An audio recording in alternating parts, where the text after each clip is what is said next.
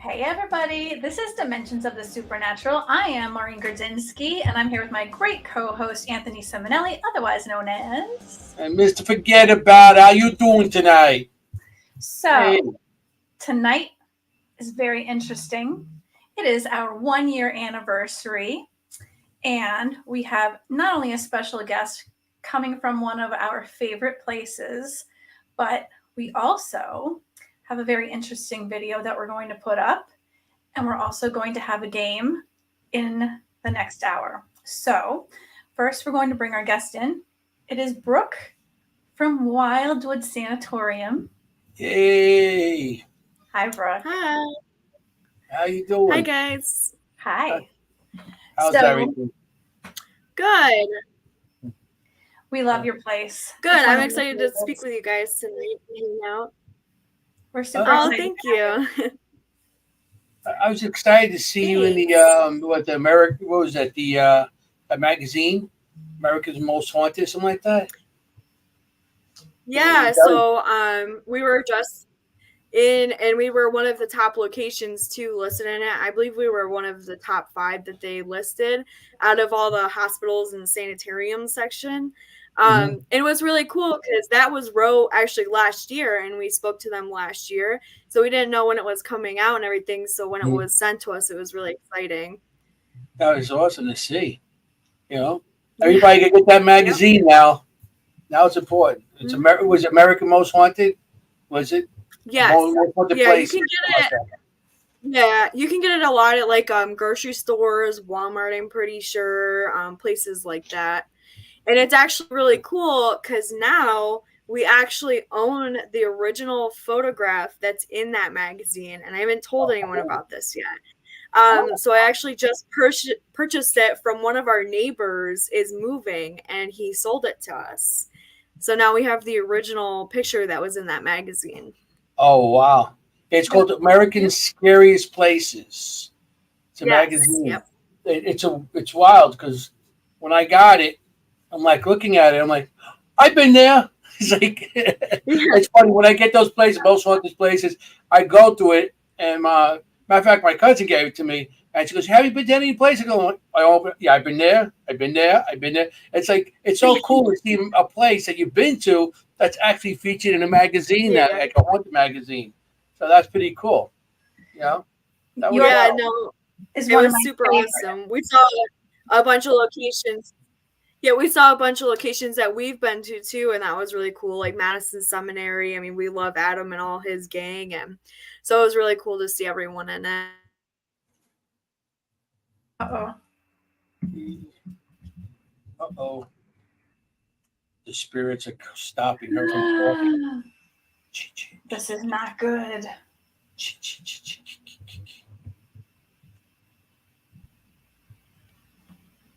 Is she at her own home, or is she at Wildwood? If she's at Wildwood, that would explain it totally. Can you hear us? I think she's at her own home. That doesn't look like Wildwood. Hello. Well, anybody that doesn't know, Wildwood Sanitarium is out by Buffalo. It's an awesome place to go. What's it called? So it's in Salamanca, New York. Salamanca, yeah. Oh, there she goes. Okay. So it's in Salamanca, New York. It's actually very close to the Hinsdale house. There she is. She's coming in now. Yeah, it's not too far from the Hinsdale house, and get her back. It's an awesome place. If you guys up there, not too far from Buffalo. I mean, up that way, you gotta go there. It's an awesome location. You know, I mean, I went there when they first started back in 2017, and the place now is a lot different. It's a lot more updated and stuff, but it's a beautiful place, and it's a place that likes to play with you. Squeezing my toe as I'm sleeping, something was squeezing my toes and stuff. So I think it was a kid and stuff, so it was pretty cool. And besides that, Maureen and I was looking towards the kitchen, and I seen a cat, and Maureen seen the cat also around the same time, and just vanished. So it was pretty cool. It's a very, very good place to go. You know, we had a doll. Goofy, how's this? Hi, Larissa. She back? Yeah, she's back. Hi, Brooke. Can you hear us? Hi. Can you hear us? Yeah. I think she's like If it a cuts, second behind. yeah, I can hear you. Okay, good. Okay.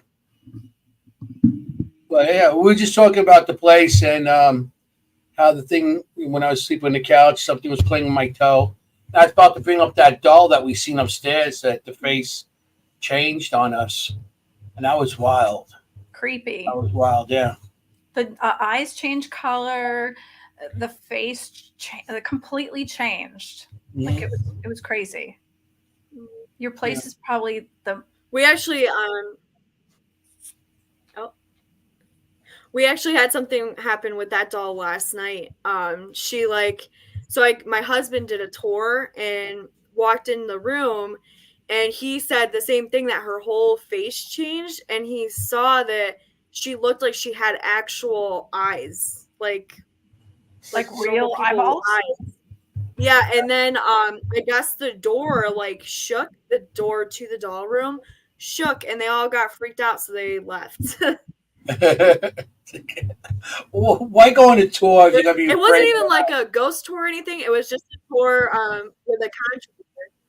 Oh, no. Yeah, it wasn't even a ghost tour though. He was just looking at the walls for pouring like the plaster and everything. So it really freaked him and his girlfriend out. The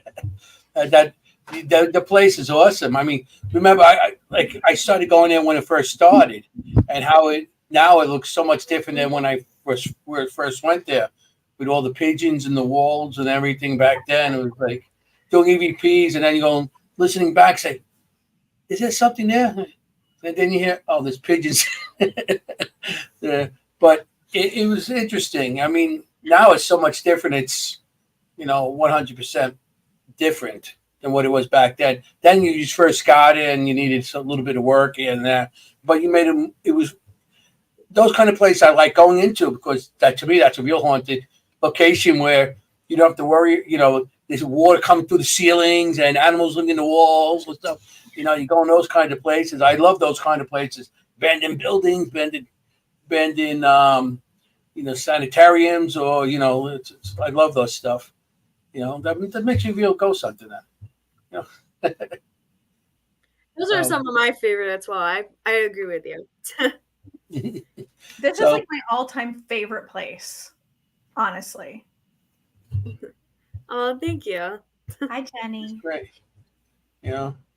But so can you tell us anything that's going on there now that's freaking out people more than usual? Sorry, you guys cut out again. What was that? Is there anything going on there now that's freaking people out more than usual? I would say so we have this thing in the attic, and we refer to it as the thing in the attic because we don't really know what it is or who it is or what it's kind of pretending to be, any of that. It just kind of hangs out up there, but it can be a little bit negative. It'll tell people get out, the usual, or call them names or something like that.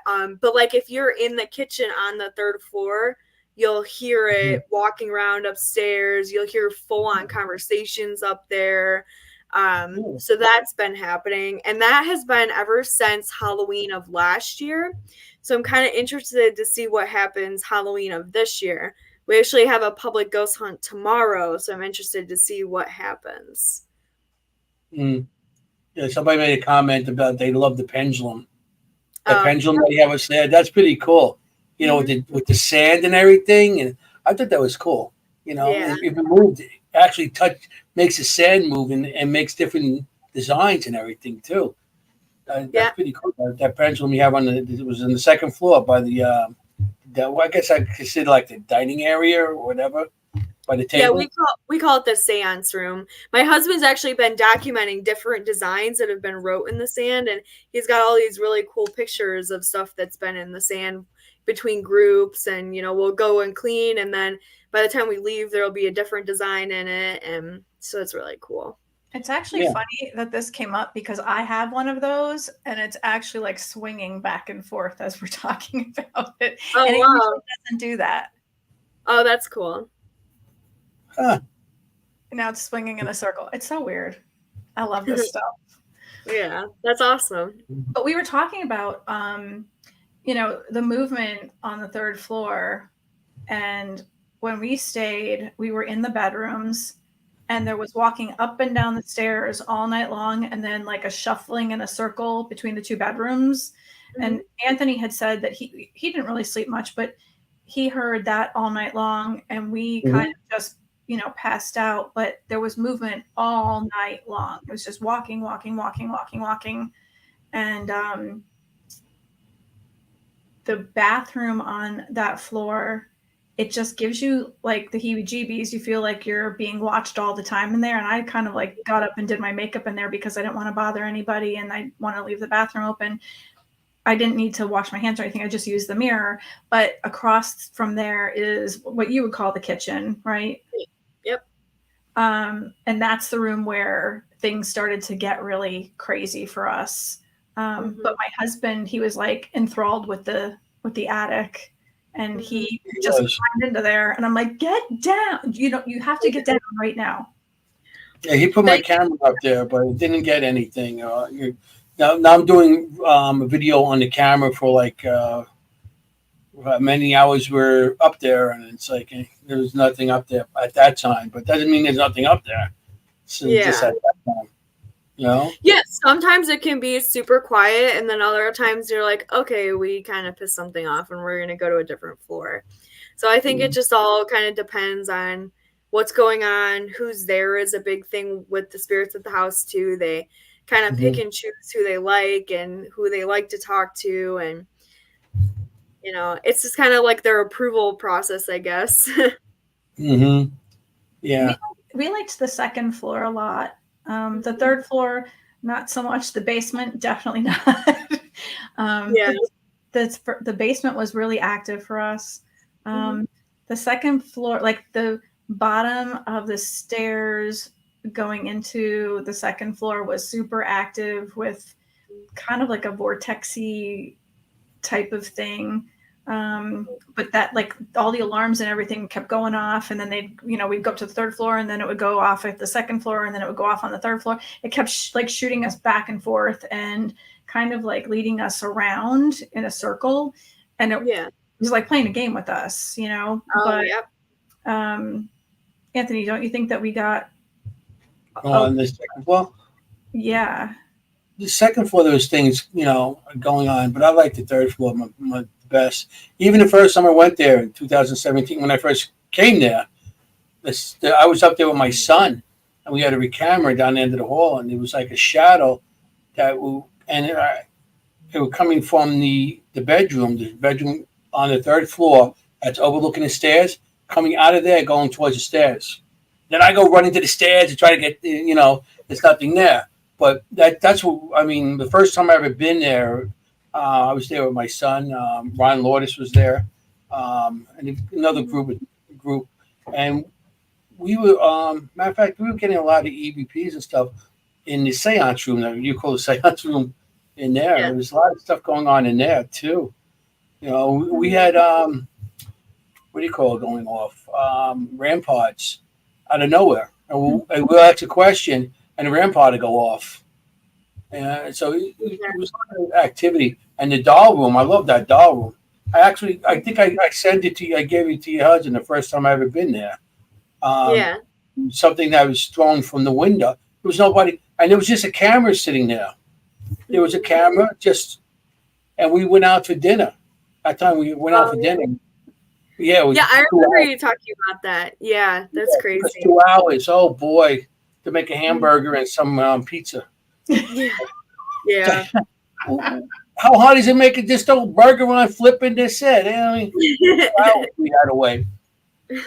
So it ended up that I got that footage of something being thrown from the window, and upstairs we got it's like it came out in the camera the shadow, but it didn't come out clearly, so you couldn't really tell if it was something coming out of that room there. Yeah. But it was really interesting how the 2 times I've been there, both times we've seen and heard stuff, and something Yeah, they definitely seem to like you guys. I've noticed that, but like I noticed on the second floor, you get a lot of intelligent responses, especially if you just like sit down at the seance table. And what we do is we'll close all the main doors and everything, and we'll just put equipment throughout the whole floor, and you'll hear different stuff go off. But it's also kind of cool too, because you can sit at the seance table and you'll hear like footsteps on the 3rd floor and conversations and stuff going up there.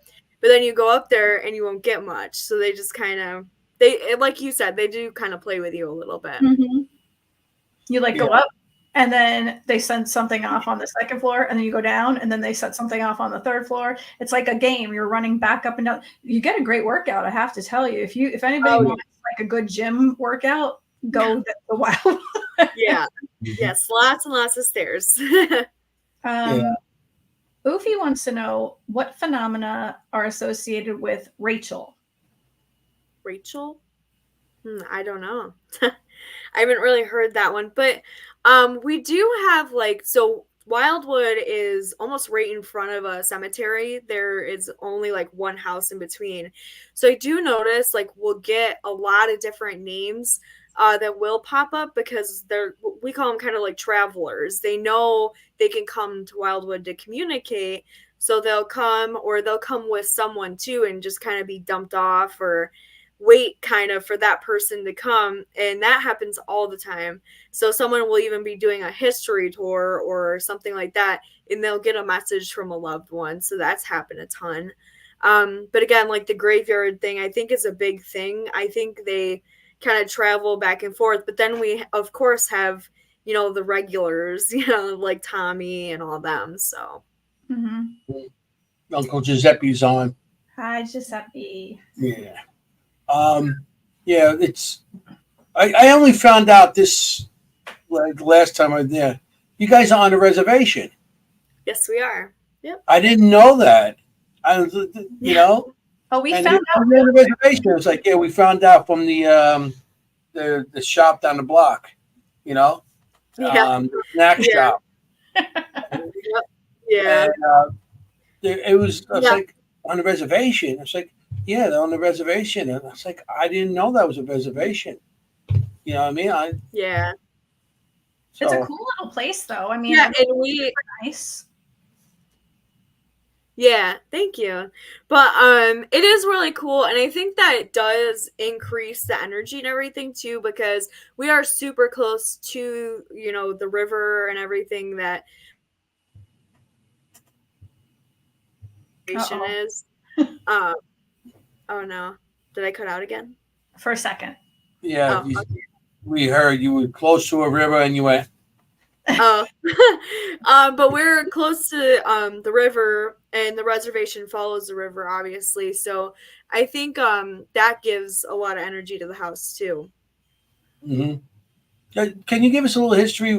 I know the house was built for rehabilitation of people, but can you give us a little history on the house? So yeah, of course.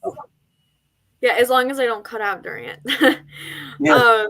So the house was built in 1900, and it was an osteopathic hospital. So they only did natural treatments. They did not believe in any kind of medication. Their treatments were actually kind of different. So they were in the basement of the house, and they had a bathhouse down there. And then they did different types of baths.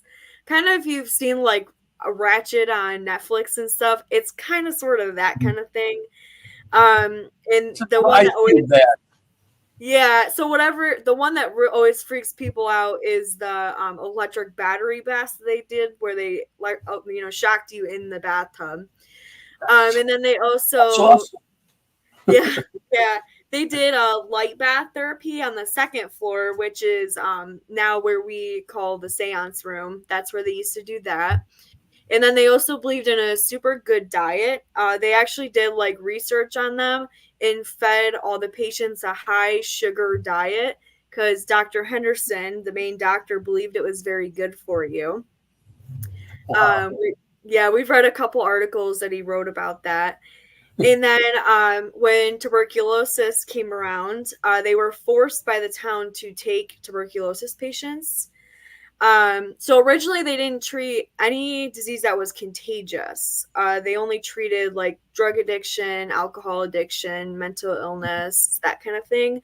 Mm-hmm. So then they had to switch into taking tuberculosis patients. But it wasn't too long. I mean, still obviously enough to have the residual energy at the house. And we do have some spirits that say they were there in that time. And it's, and how you were saying too, like on the third floor where you always see the shadows and you hear people going up and down the stairs.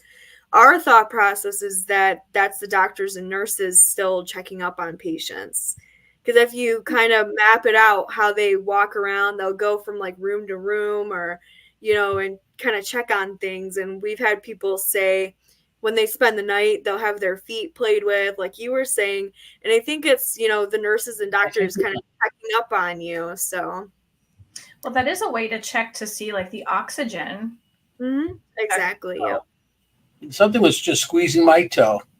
Just now? Like, squeezing my toe. And I'm like, okay, give me a break now. And let me stop. Yeah. Mm-hmm. It's every time I started dozing off, they squeezed my toe. It's like, yeah, that was good. So because when I first came here, I heard it was about for alcoholics and drug addicts to rehabilitate them. Yeah. Yeah. And then, at the point that you came, we didn't know a whole lot about it. I mean, when we first opened, we really didn't know too much at all. Besides, like the previous owner left us a pamphlet that he found that was like originally advertising the house and what it kind of looked like inside, what the treatments were and everything. But over the years, we've come up with really cool little details. And the building was apartments for a while, like in the 70s, 80s, and 90s. So tons of people in the community lived there, or their grandparents lived there. So it's always cool to hear their stories. And then just little things like recently, while we were actually at a Paracon, my mom was in a hot tub with this lady. And she said, do you know at Wildwood they used to perform lobotomies? And we're like, no, do tell, please. But apparently there is this newspaper article out there that when they started doing lobotomies, the guy that invented them, so Walter Freeman, did kind of like a tour to all these hospitals around the country and, trying to get hospitals to do them and perform them and everything. And apparently he came to Wildwood. And we've talked to the spirits about it, like on spirit boxes and all kinds of different devices. And they keep telling us they performed 7 lobotomies there. So, wow. And it's crazy because when we were, and this was all on TikTok Live too, we were talking to them. And they also said on the spirit box, so we didn't mention his first name. We called him Dr. Freeman. And they said, oh, Walt. So they knew him. They knew what we were talking about. It was really cool. It was awesome. That's wild. And you're still probably going to learn more as you go along with the history. Oh yeah. That's why, because people, that's the one day I was talking to. I guess your caretaker, the guy who comes and takes care of the place, the man. Yeah. The older guy. Probably my dad. Yeah, Dale. Oh, maybe it was your dad. I mean, the man. The man. Your dad. Yeah. And he was saying that one of the neighbors said that his friends, he had best friends or something like that lived there on the 3rd floor. And they never really talked about much activity, but they they were nervous to be up there and stuff like that. That was interesting how people actually lived there, and it was like a boarding home type thing for a bit too. And you got the two entrances, the entrance that we entered, then you got the other entrance. I'm assuming that's for the upper floors. When the people. I mean, how do people? I could never walk up that many steps. I don't know. Especially imagine like being sick and everything too, like going through drug or alcohol treatment and everything. That it must have really sucked. Yeah, the little stairs are. There's a lot. There's a lot. Oh yeah. The first time I was there, and I walked in the place. We took like 7 hours to get there. It was me and my son, and we walk in. I walk into the kitchen, and all of a sudden my knee goes out of place. It's like something hit my knee, and that's back when I first went there. And being an investigator, my knee was like the size of grapefruit, but I still climbed up. I did the investigation the whole weekend, climbing upstairs on all fours and everything, till it got to a point that I couldn't. So I stayed downstairs. But yeah, that place is awesome. It really is. If anybody out there wants to go to a place, it's a place to go. Thanks. Yeah, people don't realize like pulling up and everything how big it truly is, because there's 5 floors in total. Sometimes people go up in the attic, sometimes people don't, but so there is 5 floors though, and people don't realize how big it really is, and it kind of circles around and all kinds of flows together. Mm-hmm. So it's easy to get lost, I think. Yeah. Oh yeah. Yeah, I know. You have people in there. You got a group of people, and it's like, where's so and so? I don't know. They could be like on the 5th floor, the basement. You don't even know where half the people are when you go there. And then you hear somebody yell, "I'm right here," and it's like coming from a place that you can't figure out where it's at. Yeah. That's an awesome place, Mm-hmm. So, Maureen, at 8:00, if you want to show that video. Yeah, you want to do it now? Sure, you don't mind, do you, Brooke? No. Okay. So I made this video. It's our 1-year anniversary. Yay! Yeah, it's our 1 year as a podcast, and that's awesome. And we lasted. Yeah, some people don't, but we've somehow we're here, and we're still here. We're here. So. All right. So this is a really great video that Anthony made, and it shows a little bit about what has happened throughout the last year. So I'm going to play that now for you. There's pictures of peoples.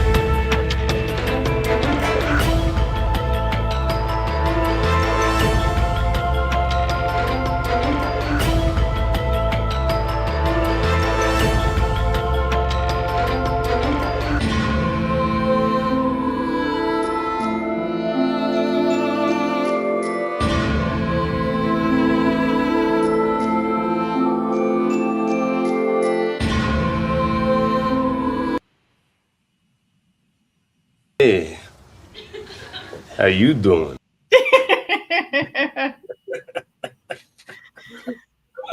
I had to throw that one in there. So we are actually missing about 4 of them? Yeah, in the beginning. In the beginning. Before I came along. The Old Testament. So I did 4 or 5 episodes without Anthony. It was terrible. You can take that off now if you want. I don't want to bop you out though. You're gonna knock me out. Okay, there we go. So Thank you guys, everybody, for being here with us, and Appreciate it. Really do. it was a great year. It was an awesome year. We had a great time. I don't think were Satori and Cody in that one. Of course they were. I don't know. It went so fast. I didn't want to make it too big too. I didn't want to take time away.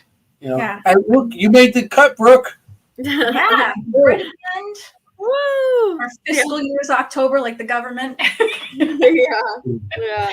So it was a really, really great year, and we have had so much fun with some awesome, truly amazing guests. And at 8:30, we're going to play a game.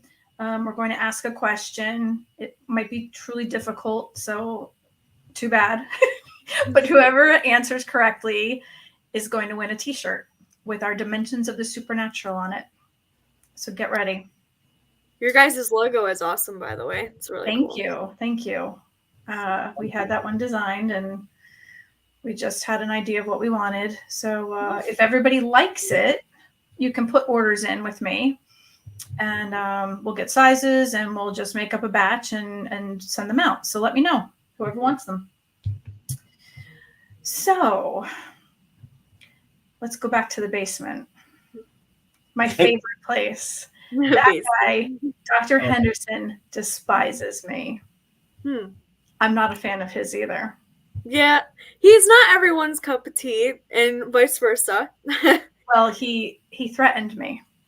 Oh, wow. Yeah. Wow. I'm intrigued to hear about that. He was going to kill me in my sleep. Oh, wow. Yeah. So I went looking for him instead. Oh, wow. Do you have a lot of people that tell you things like that? Not really, no. It's very few people, and I think I don't know what it is with them. Sometimes it's just a lot of times if people have like abilities or something like that, sometimes I think they don't understand it or something like that, so they get a little standoffish. I know, like, me personally, Dr. Henderson was the first spirit that I actually saw at the house. And I always see him on the second floor. And he was my first experience there. I was cleaning in Tommy's room when we bought the location, and I looked to my left, and I just see this very tall man in a suit and a top hat. And he just kind of looked over at me, smiled, and then turned around and was whistling and started walking towards what's the seance room now. That was my first experience at the house, and I've never personally had anything negative, but there has been a few people that say that they've had a few negative experiences, but usually it's Dr. Perry, not Dr. Henderson. So that really surprises me. Usually he's kind of like curious about what's going on, and he'll ask questions and, like, what are you doing and stuff like that. And usually Dr. Perry is the one that'll be like, yeah, I'm just kind of over you guys. Dr. Perry's like that? Yeah, and he usually hangs out on the third floor. So no, maybe some of the stuff I've seen up there, because the last time we were there, I'm walking down the hall, and there was a ball up there, and the ball was like behind the door, and it was like going at me. It hit me in the leg. Yeah. I wouldn't doubt it. Yeah, especially I feel like a lot of men he doesn't truly enjoy. I feel like yes, yeah, Dr. Perry. And I feel like we get a lot of people saying on the third floor that they get more feelings up there. So like the heavy chest, you'll feel super heavy up there, like emotionally and energy drain, that kind of thing up there too. Yeah, I mean, up there, I think, to me, that's where a lot of activity happens. Up there. That's most of it. The third floor and basement is probably definitely the most active areas in the house. It has been. So, but I will say, like, the seance room is good if you want to try to sit down and have like an intelligent conversation. that's a really good place to sit down and, you know, try to communicate, especially with like a spirit box or, I mean, dowsing rods, pendulums, any of that kind of thing. And who usually comes through? It'll usually be all kinds of different people. People that, you know, will say that they've stayed there. Usually, sometimes like Dr. Henderson will come through on the second floor. And usually I tell people you kind of know that it's him because he has a super deep voice. And it's, you know, some people are kind of thrown off by it, but he has a very deep voice. That's what I got. So, yeah. Yep. But it's weird because you're saying that Dr. Perry was more of the gruff. Yes. Not, you know, doesn't like a lot of people, but I was getting Dr. Henderson as being that way. So was it just Dr. Perry didn't like being around people and was more like antisocial, whereas Dr. Henderson was more the closet narcissist? And it very well could be. I mean, Dr. Perry, like, we don't know a ton. We know more about Dr. Henderson than we do Dr. Perry, like, in life. I know Dr. Henderson was super involved in the church. That's what I thought. He ran the local men's group at the church, and it was actually really cool in the doll room when, Anthony, you probably remember when the doll room had the giant hole in the wall, and that's where the pigeons flew through and everything. When we were repairing that, we actually found a piece of paper that had hymns on it, and it was dated like 1909 or something. Wow. So we were almost kind of wondering if that was his. It was very neat handwriting too, but in the church that he helped run and everything is still there. It's a very, you know, popular local church. Everyone in town calls it the Big Yellow Church. It's a brick church, and it's right down the street. And Dr. Henderson's house is still standing as well. It's currently condemned, but they're trying to save it. The guy's trying to fix it up that purchased it at the auction to turn it into apartments. So that's sad. And that's all part of the reservation. Yes, yeah. I still can't. All these years, I'm finding out now. What? It's a reservation? That's so cool. You're still stuck on that. Yeah, I am because cool, it's a reservation. That means there's a lot of stuff before the house was there. Oh yeah, you know? Definitely. This is a reservation, so. Oh, you mean like because it was a reservation, you can't believe that they allowed them to build this kind of stuff? Yeah, I didn't. You know what I mean? It's like you have this kind of house on there, you know, and it's, you know, it was more of a natural medicine back then, but. You know, the way American natives, they don't believe in, back then, they didn't believe in a lot of stuff because the white man, you know, our medicine was like, they might have considered poison, whatever, but still, you know. Yeah, but don't forget they were using medicine when they were holistic. So the Native Americans were probably like really into that and loving that. Yeah. So, and that's something that really surprises us too, is being on the reservation, we don't get a ton linked to Native American. I don't know what it has to do with anything, but it really doesn't come up. Every once in a great while, like something little will come up, but not like you think it would, you know? Yeah, I think it would be more outside than inside anyway. You know, the land around it, if there was anything. We had something huge happen, though. Anthony, I think you were downstairs when this. I'm so sorry for the dogs. We had something really huge happen when we were on the third floor, like in the kitchen area. We heard, first of all, there was a thunder and lightning storm, which made it like, and then all of a sudden, we thought that there was a party going on outside.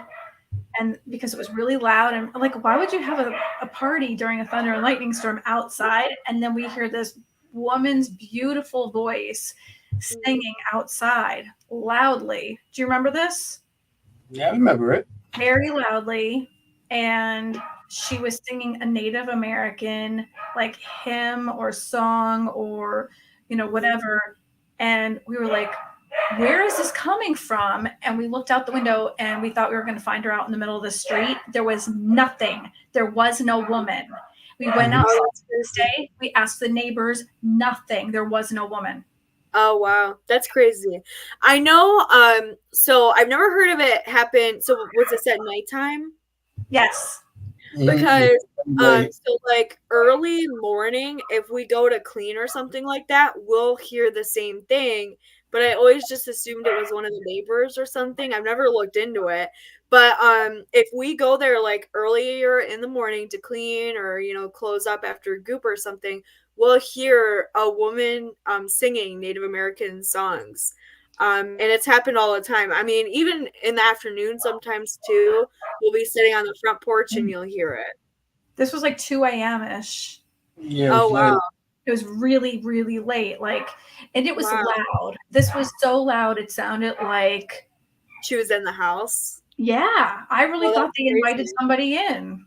That's crazy. Yeah. That's really cool though. It was cool. They do love music at Wildwood. They do love any kind of music. If I'm going to be at the house all day and doing history tours, we actually have a record player, and as I walk by, I'll put a different record on for them and play music for them. Do they like a specific type more than another? Not really. We have this old record, and it's kind of weird, but it's Polish children singing nursery rhymes, and they seem to really like that one. But that one's like the creepiest. It's super creepy, and but they seem to really like that one. But then they do like some modern stuff. Like I always joke with people, play them Toto by Africa. Yeah, they love that song. I don't know what it is, but they love that song. I don't know.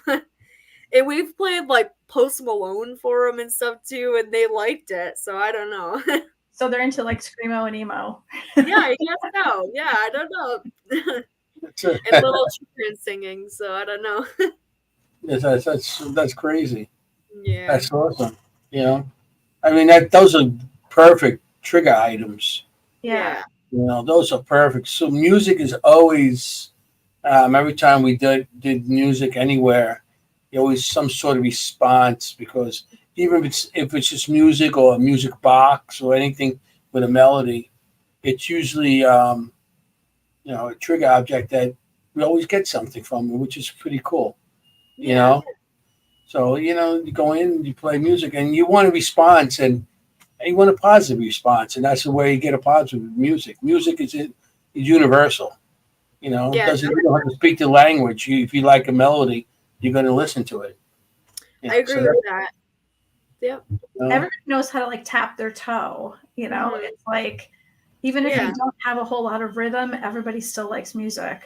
Oh yeah, definitely. We try to have different things like that around the house that investigators can use, like we have the record player and then the bathtub in the basement. I mean, we've had people sit in it and pretend that they're getting whole treatments and everything. So we try to keep it engaging for the investigators. So they kind of have those little things that they would have had to use to kind of investigate.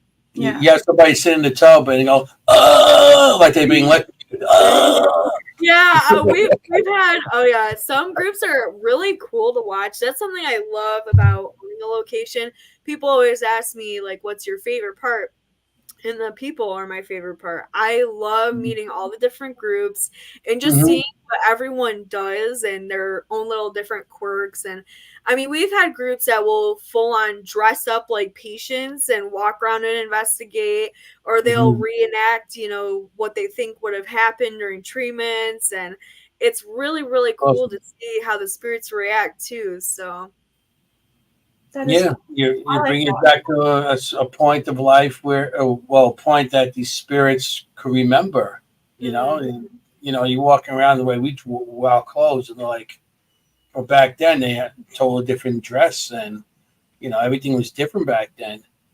Yeah, exactly. Depending on the era, Has anyone actually dressed like for the era and like interacted with each other like it would have been an actual holistic hospital and like gone through the whole thing? I've seen people do like little skits where they like dressed up as doctors and patients and that kind of thing. But I wouldn't say like normal dress for early 1900s, that kind of thing. But that would be really cool. Yeah. We've actually like talked about getting little nurse outfits and stuff. Obviously, that would have been from that time period, like the picture that we have of the nurses, just to see what they say and how they interact with us. But it is really cool to see how the different groups do everything. Yeah, and you probably get a lot of people from not only just United States, you probably get people from Canada coming down too because you're so close. Yeah, we have a lot of Canadian groups. Actually, I think one of the groups just last weekend were from Canada, and then next weekend we have a group from Canada coming as well. That's cool. Awesome. Mm-hmm. Yeah, I mean, and then you see the different, not only the way different, how we do it in the United States and how they do it, because each country, their investigators do different things than us. Mm-hmm. So I would love to like investigate with somebody from Canada just to see techniques that I might not know, because it doesn't matter how long you've been doing paranormal or any of this stuff, there's always something new to learn. Right. Oh yeah, definitely. I'm always, you always could pick up something new from anybody. Mm-hmm. So that'd be interesting, Yeah, I think like the farthest group that we've ever had, they were from Singapore. And I think that's the farthest group that we've ever had. And that was super cool. They were so fascinated by the history and that it was, Native American land and all that. And that was a few years ago, but that was really cool. We've had a few groups, from Australia and a couple from the UK, that kind of thing. But I definitely would say like Canada, obviously. So we're only like an hour and a half away. So we get a lot of Canadian visitors. I don't want to ruin it for anybody, but there is a connection. I don't know what I want to say to this. There's a connection between your place and another place, and then a connection between, I don't know if it's both of your places and another place in the UK, or just the other place that's connected to you and the UK. Mm-hmm. Yeah, so a lot of places actually say that we're kind of like a triangle with the Hinsdale House and then now Sweet Home Estate. Like people just go to these separate locations and say that they feel like we fit together somehow.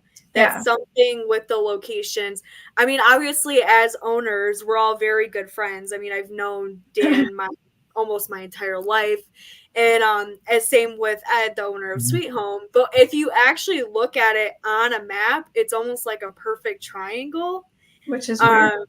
So it's, and people have done different experiments too. Like a lot of times what will happen is groups will do a night at Hinsdale like on Friday and then come to our place on Saturday.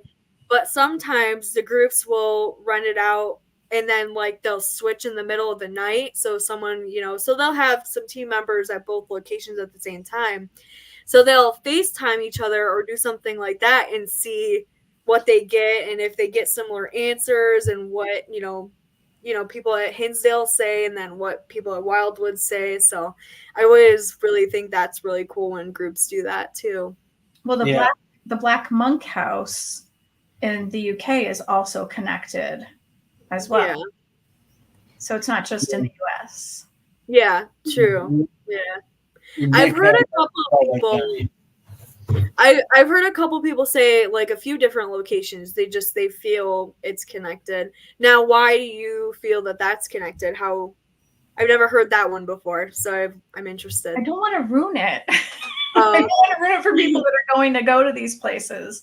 Well, I know that Hinsdale is connected because when I was walking around the back of the house, I was having a conversation with my husband, and when I got to the back, I just turned and I looked at him and I stopped in the middle of our conversation and I said, "What's the hanging tree?"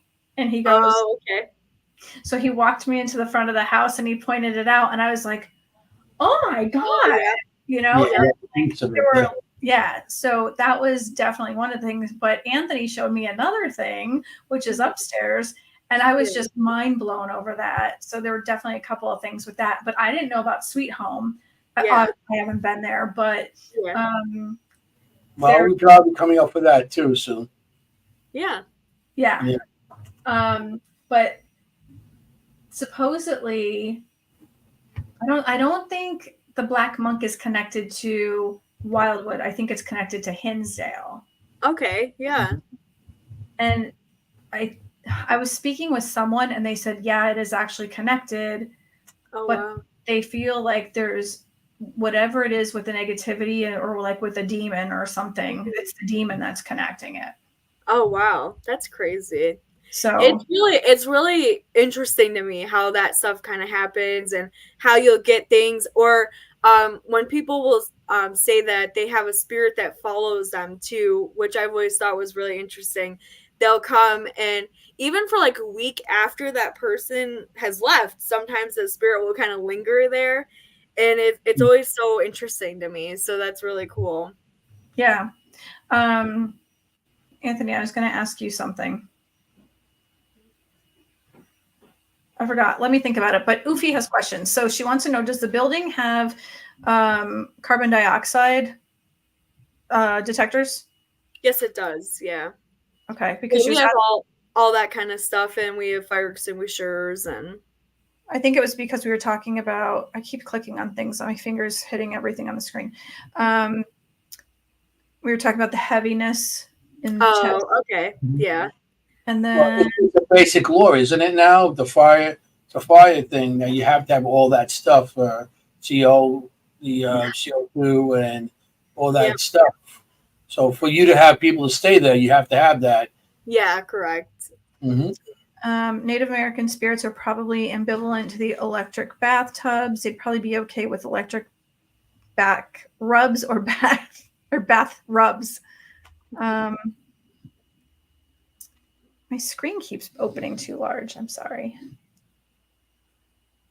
What am I missing here? Anthony, can you see these? Which one? I can see. The comments, I keep trying to make my screen larger so I can read, and I keep losing it. So I was where Ufi was asking questions. I got where Ufi says hi. Okay. She's has the static com team visit Wildwood. No, they haven't been there with Staticom. They have been there, Flying Lotus, but they haven't been there with Staticom. I can answer that because I was just with them. You know, okay. Yeah, I was up. Like I said, I was with you guys up there at Niagara this weekend. Yeah. That was a really cool event. And I don't know how we missed each other. I missed so many people. So I saw like tons of people post on Facebook that they were there, and I'm like, you were? Where? But it was a really cool event, and Sweet Home was actually the episode that they showed, which was really cool.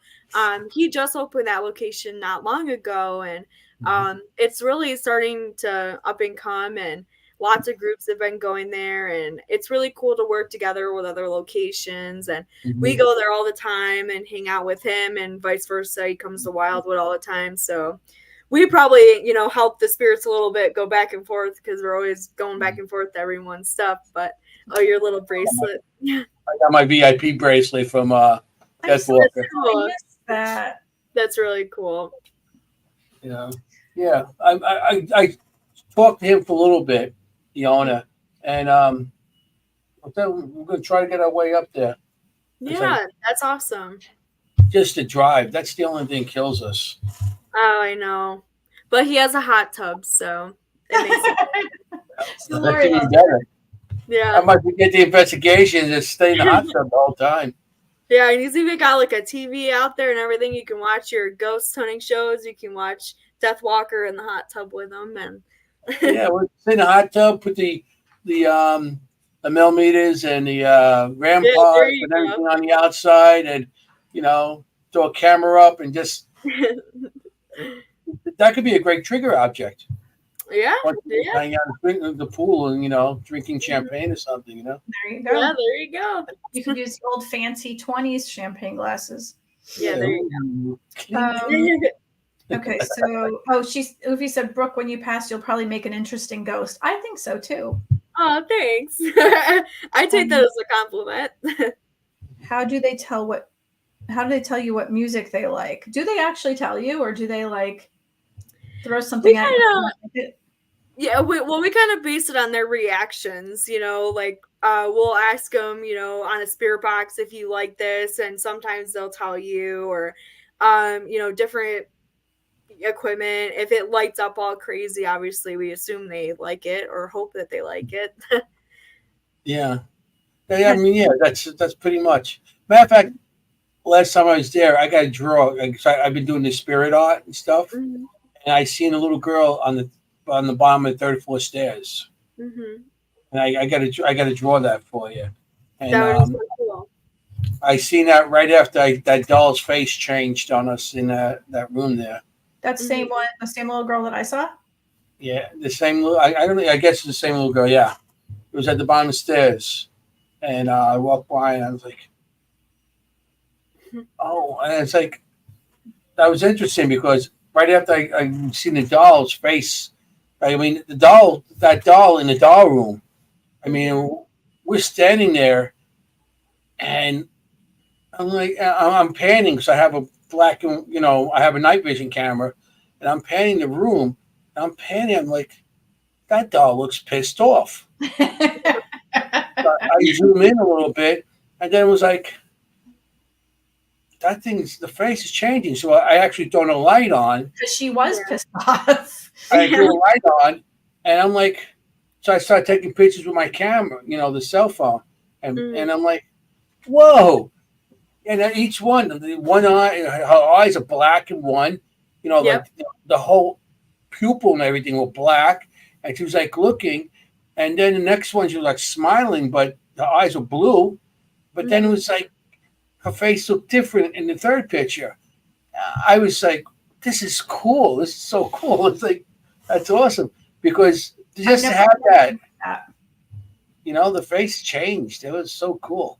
They love messing with those dolls. I think they think it's funny to mess with them and mess with people and move them around and everything. I mean, tons of people have sent us different pictures of where a head slightly turned or something throughout the night. And then I mean, we've had more obvious stuff. Like one time when we first bought the house, it was probably like 2018. The one doll on the stand was thrown at someone on Facebook Live, and that was insane.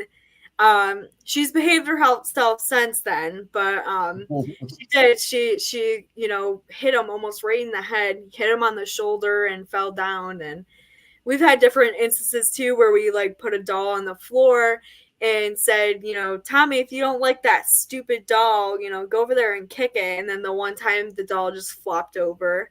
That was pretty insane. We've had all kinds of different experiences with them. We definitely have a lot of children's spirits at Wildwood. We're not really sure of the connection because you wouldn't think a lot of children are hanging out in a drug and alcohol addiction and that kind of thing, but maybe during when they had tuberculosis patients, and of course they would come visit their family, and then you had the apartments too, so maybe it was their home or somewhere that they loved in life. Because we have Tommy, obviously he's the star of the show. He normally hangs out in the basement though. When we talk to him, really weird for a kid. You would think it is really weird. It is, but it kind of will fluctuate too, because sometimes he will be on the second floor, and then on the second floor, Clara is a little girl that we get a lot up there, and then there's just different ones too that just kind of travel through. So, does Clara? Did anybody ever see her? Does she have blonde hair, blue eyes? Yep. Yeah, and she's always in a communion dress. Okay, that's the girl I see at the bottom of the stairs. Yep. It's like a white dress, but it was a white fluffy dress, around the arms, and oh, cool. Yeah. Yep. That's wild when you verify stuff. Yeah. That's because she had blonde hair. The blue eyes of blonde hair, and she was just standing there looking. And she's normally pretty quiet. Yeah, she normally just like kind of looks over people and is a little interested in what you're doing. We don't speak to her a ton, but she is always there a lot. Oh wow, that's cool that you verify that. I seen Yeah. something there. See, I'm not crazy. Well, Well, in that way, I seen something. so how have you ever figured out, like written down how many spirits you had contact with and their names, and like have you figured that out? Yeah, like a logbook. We don't have a logbook, but we do have like people's experiences. So we have a guest book that we have people fill out with different experiences, and it'll be really cool to see different names that pop up in that. You're like, oh, I haven't heard that one before. But then I would say we probably have like around 5 that are like the regulars, I guess. I mean, both the doctors are there quite often. And then you have, Clara and Tommy a lot. And then also the nurses too. People will get different things from them, especially on that staircase where it goes to the 2nd floor to the 3rd floor. Mm-hmm. Tons of activity with people speaking to the nurses there. And from what we know, there was 3 nurses from like the New York State employer census. This is how we kind of figured out who they were and their names and everything. So it was Bertha, Agnes, and then Sue. And Bertha was kind of the name Sue, the head nurse. Yeah, she was the head nurse, and then Agnes and Sue were below her, obviously. And I guess Agnes was kind of like the young girl and the trainee type thing. She was the one that they all kind of bullied, I guess, and kind of pick on her. But usually you get a lot with them in the hallways or up on the 3rd floor too. You'll kind of speak to them sometimes on a spirit box if they're checking on patients. I wonder why they're still there, Yeah, I don't know. They die young and, and that's all they had was this, or maybe, taking care of people. If there were only 3 of them, they probably lived there to take care of the patients, or they spent a lot of time there. They probably dedicated their lives. Yeah, I wouldn't doubt it. I would assume obviously they were local. And then 2 people other women that we've contacted too, Dr. Henderson's family, Dr. Henderson's wife, we've talked to a few times throughout the years. So it's just kind of interesting to see who pops in, and public ghost hunts are always cool because that's really the time that we get to investigate the house is, when we're running groups and everything. So it's always really interesting to us, new stuff that pops up. Do you have people just like come up to the house and say, give me a tour if you're there? Yeah. That actually happened last night. My husband was letting the contractor guy in and everything, and he opened the door and there's these 2 guys just sitting on the front porch, and they're like, oh yeah, we called about a tour. Like it seemed like they were just hanging out on the front porch and didn't know someone was there, because they're like, oh yeah, we called the number on the porch. So then my husband's like, oh, did you? So he called me. Yeah, so he called me and he's like, did you talk to these people about doing a tour? I'm like, no. No, I didn't. But yeah, you can't do that. And but yeah, the best place to book a tour is obviously on our website. We have a really awesome new online booking system that is super easy, convenient, so you can book it whenever. We do like the daytime tours. So we do a history tour for, people that aren't really into the spooky stuff and just kind of want to be curious about the building. And then we have the ghost tours where we do a history tour and then like a hour investigation. That's kind of, for the people that see the ghost hunting shows or a little bit curious about it, or, you don't have much time. So we do those. And then we do the public ghost hunts on certain days, and we post those on our Facebook page. Awesome. Yeah. And of course, you do private hunts. Yes. If anybody, they want to come in, they rent the place to themselves, and they investigate the whole night. Yeah. That's awesome. and you get to sleep there. Yeah. That's great. You get to hang out and sleep there. That's the best part. Even though they won't let you sleep, but yeah, it's I love when you go to a location and you get to stay. Yeah. Then you get the full effect of Full experience. everything. Yeah, you know, I mean, and you don't have no time limit, and you're there for the whole time, and you know, and then you just lay down when you're tired, and if you could catch a couple hours or maybe an hour or whatever. You know, when we go to you, when we drive out to you, and you know, go far away, 7 hours, we try to get a couple hours sleep. Oh yeah. Because we got to drive all the way back. Oh yeah, of course. Yeah, but that's your place is awesome. It's like I can't talk about how great it is. You know what I mean? You know, and I've been to a lot of places. You know, so you know, I was just reading a comic, but yeah, I've been to a lot of places, and it's one of them is up there, definitely. Thanks. You know? And you guys are so sweet.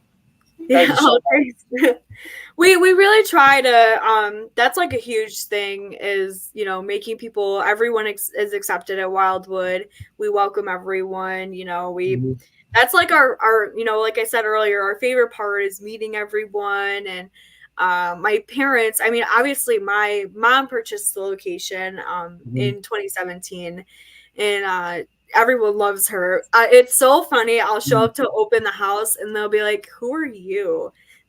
Where's Lori? We want Lori." But she's doing really well. That's what I thought too. Yeah, she's recovering obviously right now, and she's doing really great. She still does some tours, and you know, when she can make it out, and so yeah. Glad to hear she's doing well. We love her.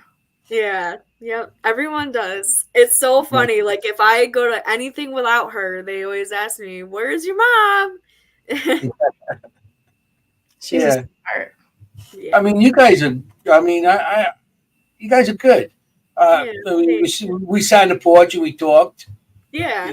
You know, your husband and I, and you and your mom came in, and we had a conversation with her. And even Dad came in. Yep. You know, that guy who fixes things. You know? Yeah. Yep. The dad came in, and you guys are so sweet people. It's like, you know, you make people feel at home in your haunted house. Yeah, that's kind of the goal. Yeah, we want people to feel, you know, like home, and you know, it's a safe place to investigate. That's a big thing too. Is, you know, locations will be bought by someone else, and then you can't investigate them anymore, or you know, anything like that. So we wanted like a stable place where people can really do research and you know, feel welcome and home and all that. I mean, we sponsor a team, and it's called You and I Research, and he's probably been to the house more than I have. I mean, he's actually coming to stay tomorrow, and then he's from Albany, so he drives like 5.5 hours. So he's coming tomorrow to run our public ghost hunt, driving back home for Saturday, and then coming back Sunday, and he's staying till Thursday. So he's gonna stay for 5 days, and then he's gonna do some stuff with that. So really interested to see how he does,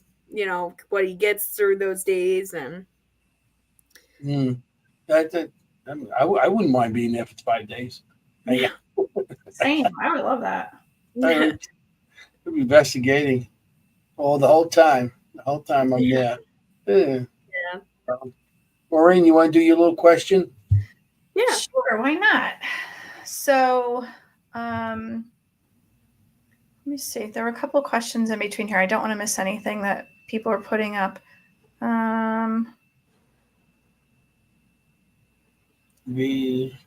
So Ufi asked Brooke, in your opinion or experience, that's one thing. Okay.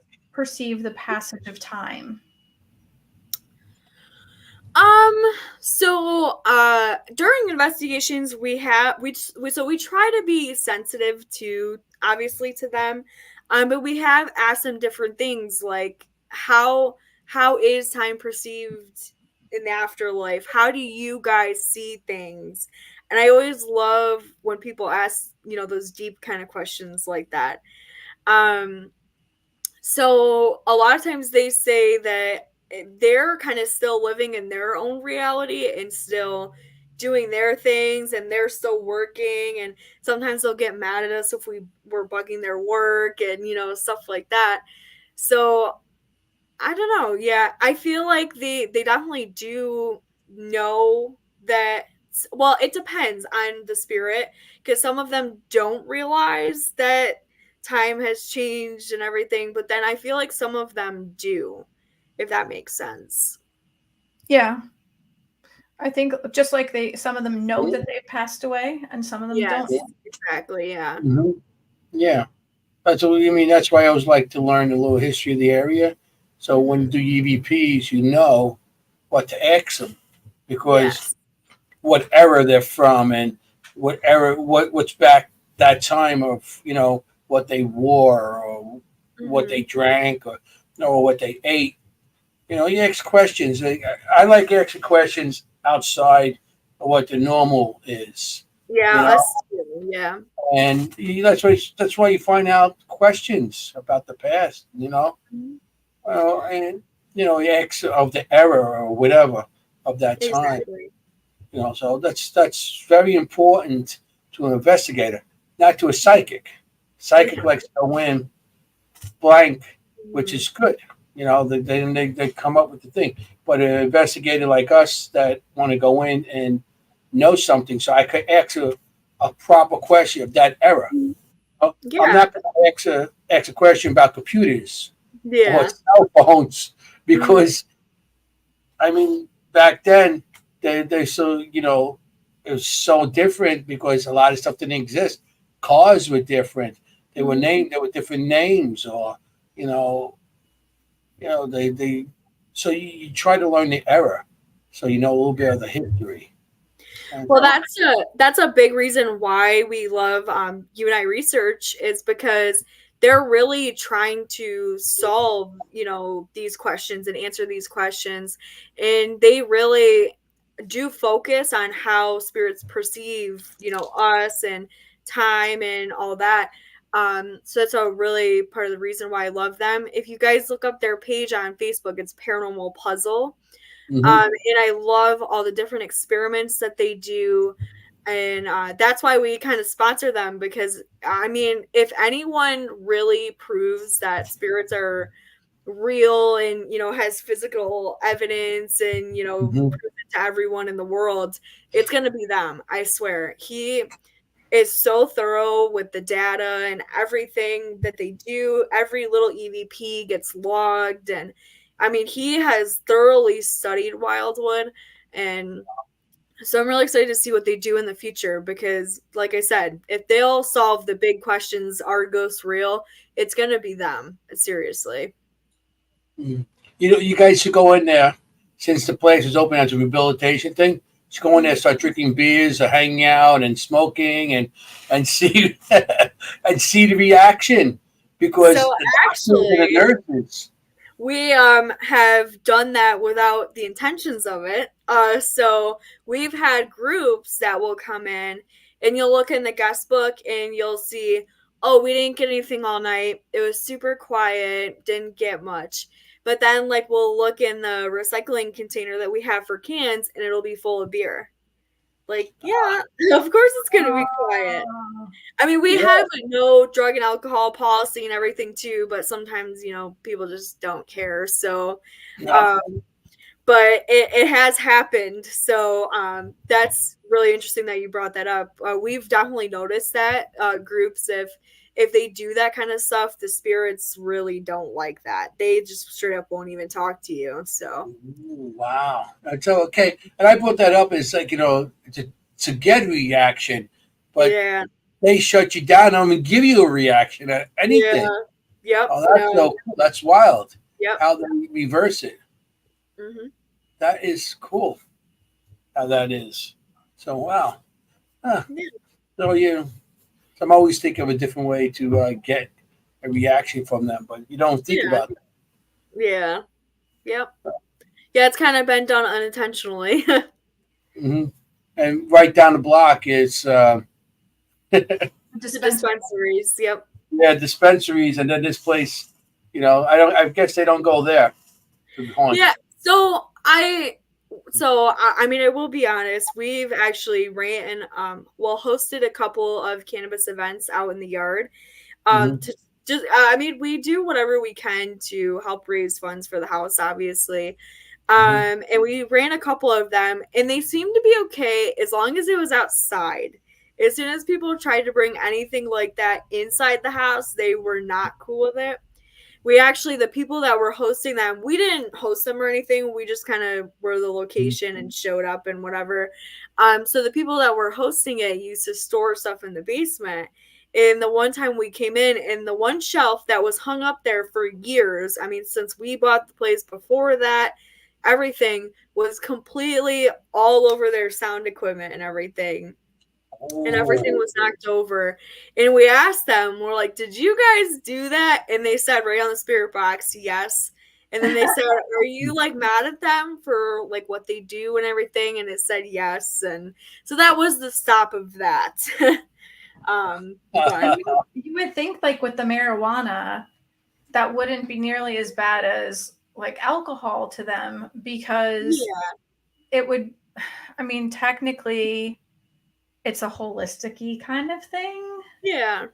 Back then it was called reefer. Yeah. Yeah, I don't think they're like totally against it. I just don't think they enjoy it. So they just, they're like, if you do that outside or whatever, I don't think they really mind, but. Well, the Native Americans with the peyote. Yeah. Yep. So maybe they was totally against it. Back then with the peace pipe. Yeah, I've also been told, it's so funny the characters that you meet. One time we were cleaning and running some tours, and a lady came on our front yard and she asked us if she could eat our magic mushrooms that were in the backyard. What? I guess Wildwood has all kinds of edible mushrooms that grow on the trees and stuff in the backyard. And this lady comes and takes them and she eats them. So I don't know. Really? What if they were poisonous? Yeah. I mean, like, come on. Yeah. Unbelievable. The mushroom, yeah, okay, yeah. Yeah. It's whatever. It's Look fine. at the colors. Look at the trail.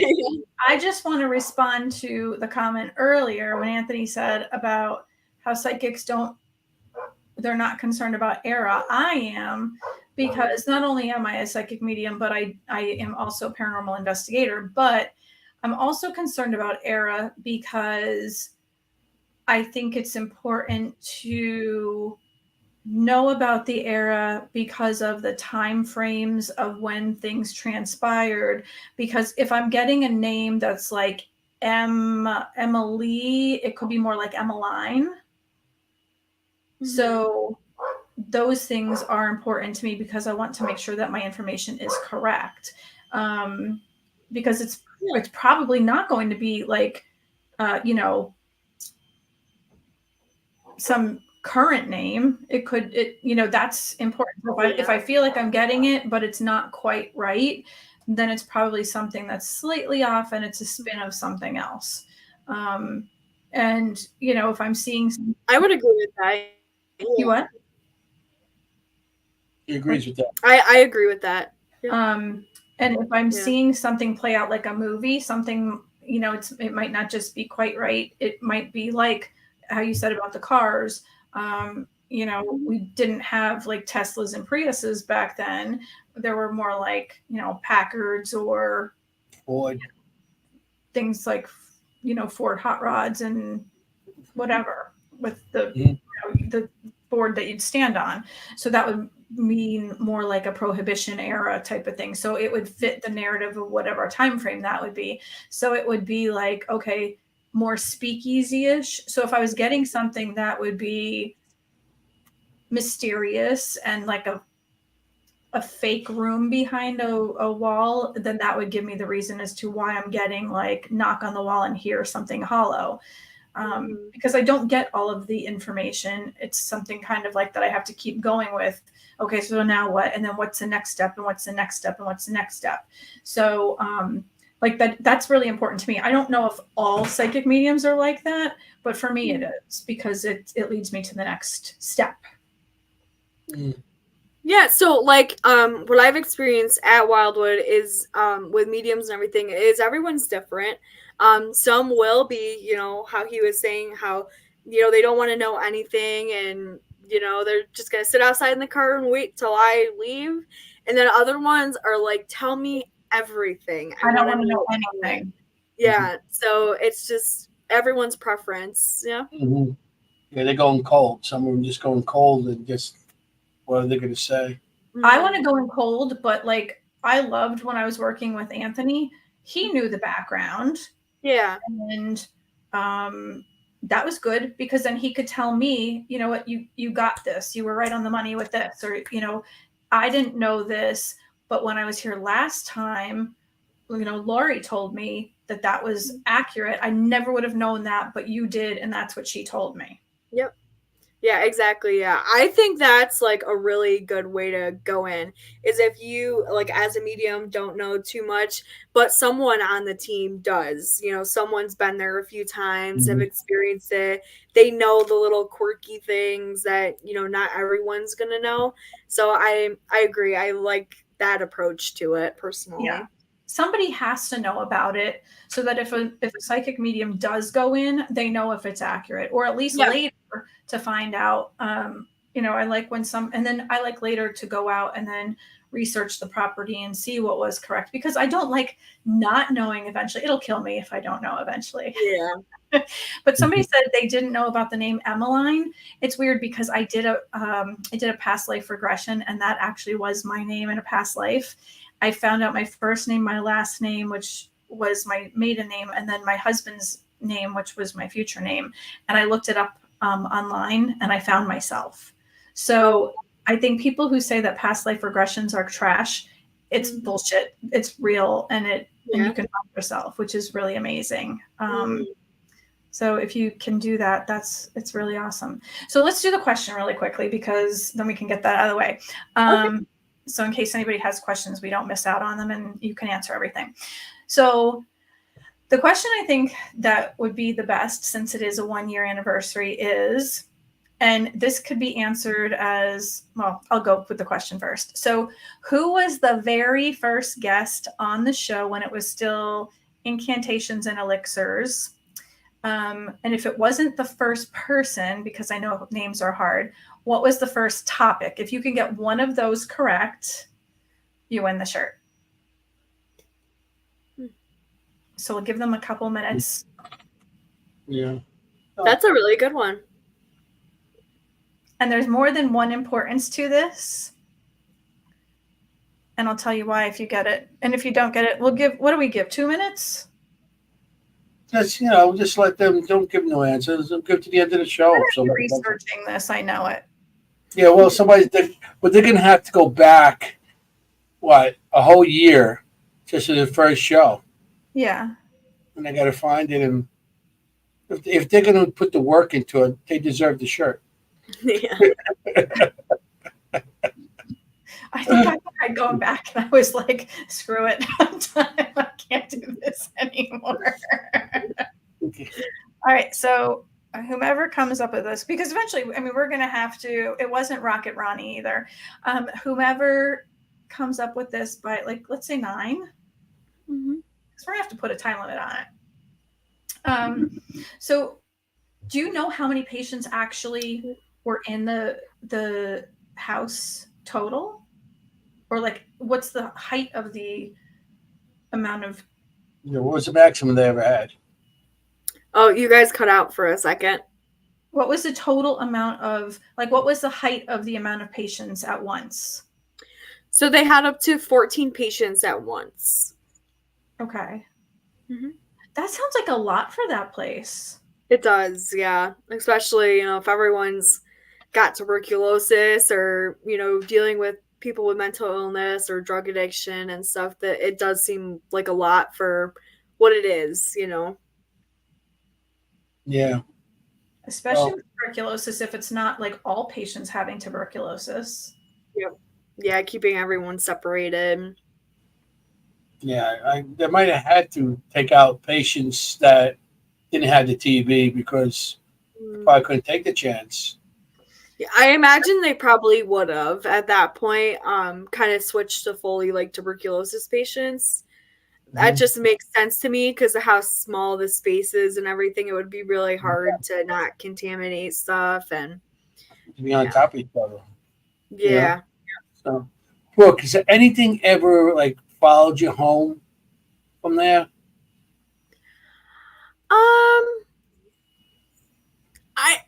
Maybe. Yeah. So my son, which we've talked about this a lot, Anthony. My son is autistic. He's nonverbal autistic. Mm-hmm. And since he was a baby, he has experienced spirits. And I think sometimes he will see them at our house too. Because he'll see a picture of Wildwood and then he'll start talking about ghosts. Really? Yeah, he will. And especially when we're at Wildwood too, he sees them.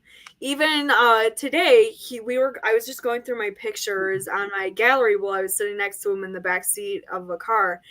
And he pointed at Wildwood and he goes, "Woo," for a ghost. And he did that when he saw the picture of Wildwood. And that like was really cool to me. I'm like, so that confirms that he does see stuff there and he may see some people from there. But I think they definitely do travel with us when we go to different locations too. Because I've had that sometimes where you're like, this has to be, Tommy at Wildwood or something, because it's literally him. Like you can tell on the spirit box, you get used to their voice and just how they're answering questions and everything. And then you kind of confirm and you're like, okay, that's really cool. I mean, we have a spirit box made by Jeff Fent, and the box was made from pieces of the house. So the wood is from the original structure. And that box goes with us to every location and event that we go to. So I think they kind of, hitch a ride and check out other places too. I definitely think that. Well, I know since I'm going to bring up the names. Ron and Lourdes, I've been working with them a lot. And locations we've gone to, we get some of the same spirits that came out of other locations. Sometimes I feel that it might be attached to the spirit box or to what they got. They call the method, and whatever. I have a feeling that sometimes they get so used to that box and how they could communicate, they stay with that box. You know? Especially if it's the location or very clearly.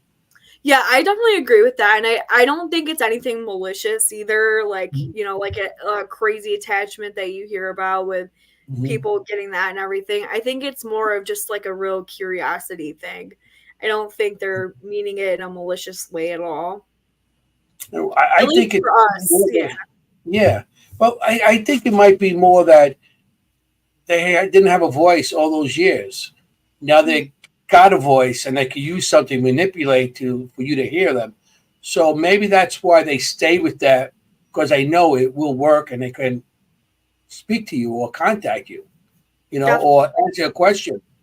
They know how to manipulate it. So that's what I think with those. Oh yeah, definitely. So yeah, I mean, and the children, like what we have, they're very open to that spirit because it's like, whereas we as a kid, we're more open to spirits and stuff like that, and they could, we see things as a kid, but when we get older, we start losing some of the abilities because of life. Now we're worried about paying bills and everything. These kids don't have that. We're not really afraid as kids either. So, I agree with that. Yeah, the first time I actually saw a spirit, which got us into this whole Wildwood thing and everything, actually, I was like 2.5 years old, and I saw my Uncle Bob, which later we kind of found out he's sort of a protector guide to me. But yeah, that was the first time I saw a spirit, and I was camping for the first time with my parents, and I told my mom that Uncle Bob flew through the window and told me not to be scared. Well, Uncle Bob, previous to my birth and everything, he had committed suicide like 10 years. It was like 10 years or something like that, like a long time ago. So, no one ever really talked about it. And I mean, none of us really knew he was around. And so for me to say that was, insane to my mom. And then kind of later out into my life, kind of as an early teen, I would say, is when I really started noticing a lot more stuff. And I actually took classes to be a medium, which sounds kind of crazy, but I did that in like middle school, high school. I went to an academy for mediums. But so there is, during that era is kind of where we met Dan, and we started investigating with him all the time, the owner of Hinsdale. This was before he had Hinsdale and everything. So that's kind of where it started. And then after that, we ran public tours in Buffalo, which is obviously like an hour and a half from us. And it had a kind of a connection. So the Van Horn Mansion, which is up by Buffalo, is actually like a family place. So my mom is a Van Horn. And that's how we found out ghost hunting was a thing, because we did our family reunion there. And then we saw they had an advertisement for a ghost hunt. So we decided to check it out. So then we did tours with that group all the time, and, worked our way up and was helping them run tours and everything. And then, so in 2017 is when my mom bought the location, and we've been married to it ever since. I mean, people always ask us, oh, you've probably been to all these cool locations and done all this stuff. And every weekend I'm at Wildwood. So that's a big goal. Location. Yeah, that is a big goal next year for us, is to get out to some different locations and everything, because now we're lucky enough to have some volunteers and some help to open up and all that. So you come down this way, just give us a call. Oh yeah, definitely. Yeah, that's a little backstory about Wildwood and how it kind of started. Yeah, that's awesome. I mean, and Dan's a good guy too. So I mean, I can see him, But I know he introduced me to Wildwood. He's the one that told me about it when you first started. And so I contact him, and once in a while we talk and stuff, and I'm like, is there anything, out there, that we could go see also besides Hinsdale House? And that's when you first got it. And he goes, oh yeah, this place. And so that's when I called up. I probably called up or did something.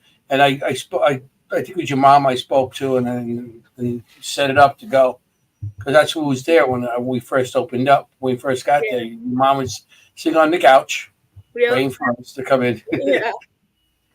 Yeah, no, it's definitely been really cool over the past 6 years, and experiencing all the different groups and seeing where it's kind of evolved from the first time opening up for the first groups. And I mean, it was really crazy because we were on paranormal lockdown before we even knew what was there for the paranormal, because we only investigated a few times ourselves before that happened. So definitely, I mean, that show was really cool to see what they were getting and everything, because we didn't even know at that point. So yeah, they were there before we got there, because they told us, they were out. They were locked in there, but they had a trail outside. It was like, oh, that's interesting, Yeah. So yeah, they were actually like our first official group, I guess, which is really, really crazy. But but it was a really cool experience. And now, I mean, I would consider ourselves friends with Nick and everything. And the Deathwalker premiere, and we've been in a bunch of episodes of Deathwalker, and Wildwood will actually have its own episode in Deathwalker this season, so I'm really excited to see what they got on there too. Awesome. Yeah, it's and Nick, he's moved out there, and He's like by Boston or something. And he's in that area. So that's he's out by Buffalo now. Yep. Yeah, but that's great that he just jumps in his car and he's there. Yeah. Yeah. I'm here. Yeah. So it doesn't look like anybody has an answer. Nobody's going to attempt to come up with something. Andy keeps saying Ron. It's not Ron. Lady V wants to know, what prompted your parents to put you in medium school? So it was just kind of growing up and seeing spirits and everything. And then while we were actually on a public ghost hunt, we heard another younger teen talk about it. She's like, oh yeah, I'm doing these classes and, you know, it's been a really cool experience. And I mean, again, we didn't even know that was a thing. This was like, ghost hunting at that point was something you did like in secret on the weekends and you didn't tell people what you were doing. And especially where we live, I mean, we're in a very small town. Wildwood is in a very small town. Everyone knows each other's business. So it was like our little secret on the weekends and stuff that we did out in Buffalo. So no one knew and all that. So that's kind of where it started. And then, you know, we made friends and at those classes. And then my mom actually at those classes, while just sitting in the back, realized that she had abilities. And then she went through the whole program as well, too. So you guys are not far from Lilydale. Yes, I actually grew up only like 20 minutes from there. So I've done tons of things there over the years, different classes. I was part of their psychic circle at one point, and we've done tons of different stuff there. And Lilydale is such a cool place, too. If you're ever, you know, visiting Wildwood or Hinsdale or any of the locations, definitely make a trip out there, too. Yeah, I do always want to go out there, too, because I was trying to do a documentary on the Fox sisters. Oh, okay. And they have some stuff there. And I've been to the Fox sisters property. The original house and that school and everything and stuff. So I've been out there doing stuff out there, but I never made it to Hinsdale. You know, because I think they have a replica of the house there, or that the girls grew up in. You know, and Maggie and Kate. You know, Fox. You know, so yeah, that I've been wanting to go out just for that. Yeah. I mean, I'm on their email thing. They're always sending me stuff. There's always something going on there. So. Oh yeah, they have tons of different events throughout the whole year.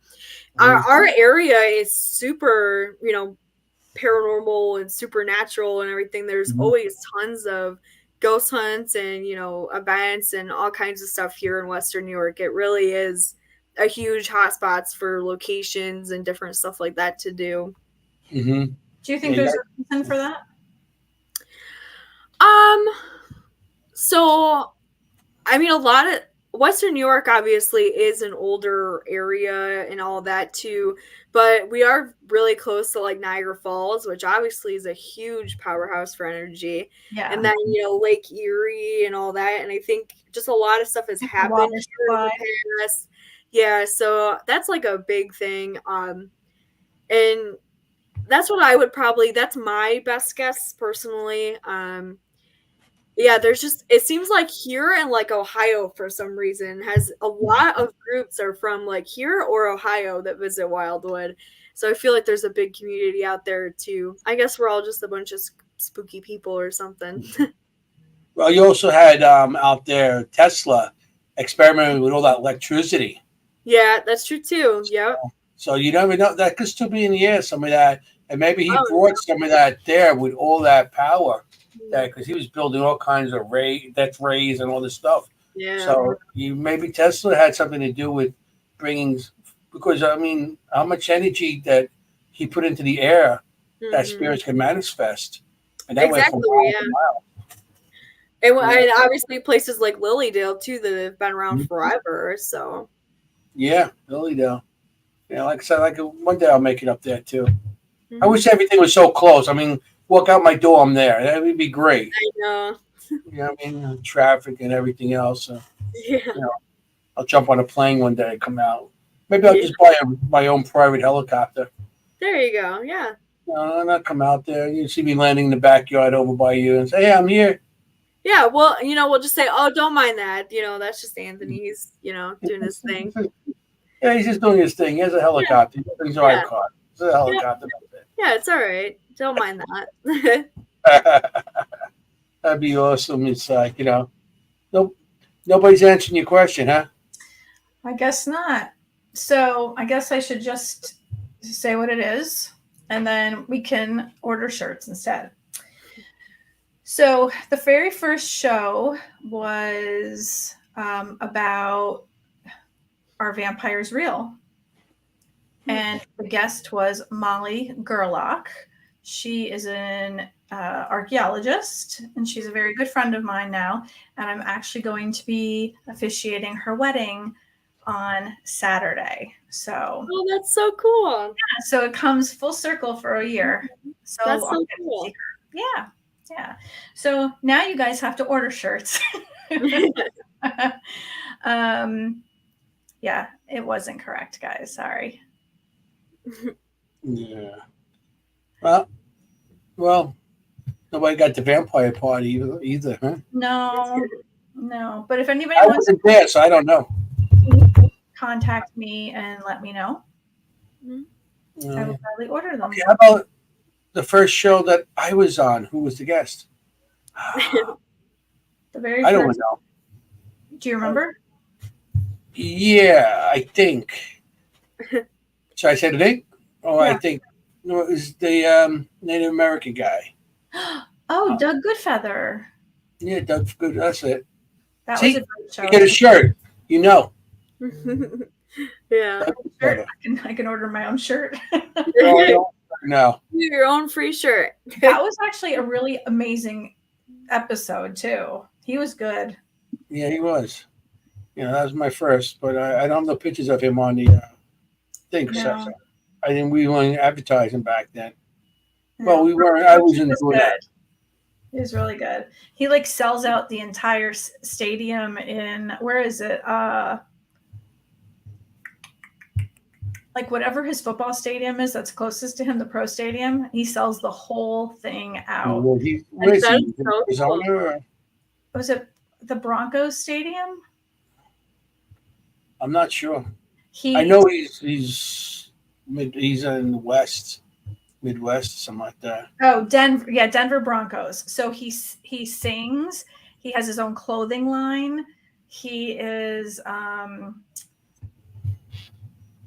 he's a shaman. He has his own rehab center for Native Americans who were in the military and they're veterans. And nicest guy. He doesn't keep any profit at all. He just keeps this rehab center running, and then whatever's left over, it goes to them. That's so cool. Yeah, It was really awesome to have him with us. And of course, he forgot that he was going to be on the show, so I had to call him. We were super nervous, and I walked out of the room, and he's like, "Oh my God, Maureen, I totally forgot. I'll just I'll run in and sign in now if you can resend me the thing." He totally forgot because he was moving that day. Oh no. Yeah. That's still really awesome though that he signed on and everything. That's awesome. He was really, really cool to talk to. Nice guy. So anything, I mean, when do you have your don't you have a Paracon or something going on out there too? So every September we host a Paracon in Salmaker, and it's called There Is Hope. So that event, all the proceeds from door entries, basket raffles, all that kind of stuff, in the ghost hunt the night of goes to suicide prevention. This year was our second year, and I actually haven't announced it yet, but we raised almost $2,000 again. So we're almost up to $4,000 raised total in the 2 years. So yeah. That's awesome. Yeah. I said, I mean, do you do any of the other Paracons? Do you go to Rochester? I do, yeah. Our last one, I think, for this year is going to be Warren's Paracon. We'll be out there in a couple weeks. Definitely, if you can make it to that event is like the highlight of our year. It's it's a really cool event. You get to meet so many different people in the field, and they have a lot of like younger content creators this year. Like I know Exploring with Josh, it's like his first Paracon that he'll be a part of, and definitely like a lot of YouTubers and all that. It's a really cool event. Yeah. And Well, of that course, makes- yeah. you can meet Annabelle and, you know, all the Warrens objects and all that too in the museum, and it's a really cool event. That sounds cool. Yeah, I've been wanting to go to that, but I've just been to a couple. The last one was at the MassCon. Yeah. You know, so it's like, you know, and everything is nothing close to us. Yeah. Freaking Ryan and the MassCon and Yep. and then the Death Walker. That's the last thing I've been to. Yeah. Death Walker. So Yeah. We try to make it out to different ones every year, but then there's a few of them that we do every year. Like we'll be at ParaSciCon again next year, and doing all those. And then Adam Kimmel's events, we always do all of those. So MadCon and ISSCon and all those. You know, we're really into supporting people. Like, you know, we're very big into supporting other location owners, other events, and so if I can, you know, physically be there, I will be there. I always try to support everyone. So yeah, the Para Unity on the New Jersey Para Unity Paracon, that's coming up. That's where I'll be next. yeah, I haven't been to that one, but I've heard that it's really, really awesome. It just seems that like always the dates always never work out. Yeah, I know. That's sometimes because there's 2 Paracons coming up, and I'm like, you got the Penhurst, and then you got on the same day the Rochester Paracon. Yeah, so actually he changed the date on that. He did change it to, I believe, sometime in June. I saw that on Who changed Facebook. it? Ted? Yeah, he did, yeah. Oh, okay. He has contacted me because he gave me a flyer that says the same date. I gotta look. Yeah, because we usually go to that one too, but he scheduled it for May 18th, which is ParaSciCon as well as Penhurst. So I did notice that, but I'm pretty sure I saw he changed the date on it to sometime in June. Don't forget about Salem Paracon, November 11th and 12th. Yeah. Oh, you going to that? Yeah, we thought about going to that. We thought about it. We've kind of gone back and forth about it because we'll be at Warren's Paracon like 2 weeks before, and it's like a 9-hour trip for us. So I don't know. We might. I'll see how I feel by then. Mm-hmm. Yeah. Yeah. That's the only thing. It's the trip, the drive. Yeah. I mean, I could deal with the ghosts, but sitting in the car for 9 hours. Agreed. You know, even 6 hours. It's like after a while. It took us to go to Massachusetts that time for the MassCon. It took us like almost 8-9 hours because that's with the floods. Then we talk about floods and everything was flooded out and traffic was standing still. I think it went most 17 miles per hour to get out there. Oh wow, yeah. It was horrible. Yeah. But once you get there, I mean, paranormal conventions are so cool, and I love seeing everyone. And that's, you know, your favorite part is you kind of develop friends from going to all these conventions together, and I love it. I love it so much. Yeah, that's the best part about it. You're hanging out with people like-minded, you know, that you can talk to. You know, that's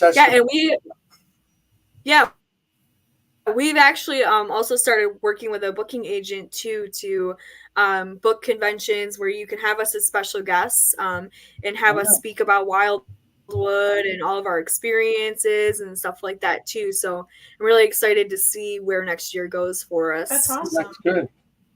I'll probably be at a couple of those. Yeah. Yeah. Are you still doing Wildwood Ballistics? Yeah, awesome. I do. Yes, I do. Okay. that kind of sprung up as like, I mean, it was during COVID and I was, a stay-at-home mom with a newborn going insane. I hate being at home. Anyone that knows me, like, I can't stand being home. Like, I'm constantly doing stuff with the kids or, anything I can do to not be in the house. I just hate it. So we're constantly doing stuff.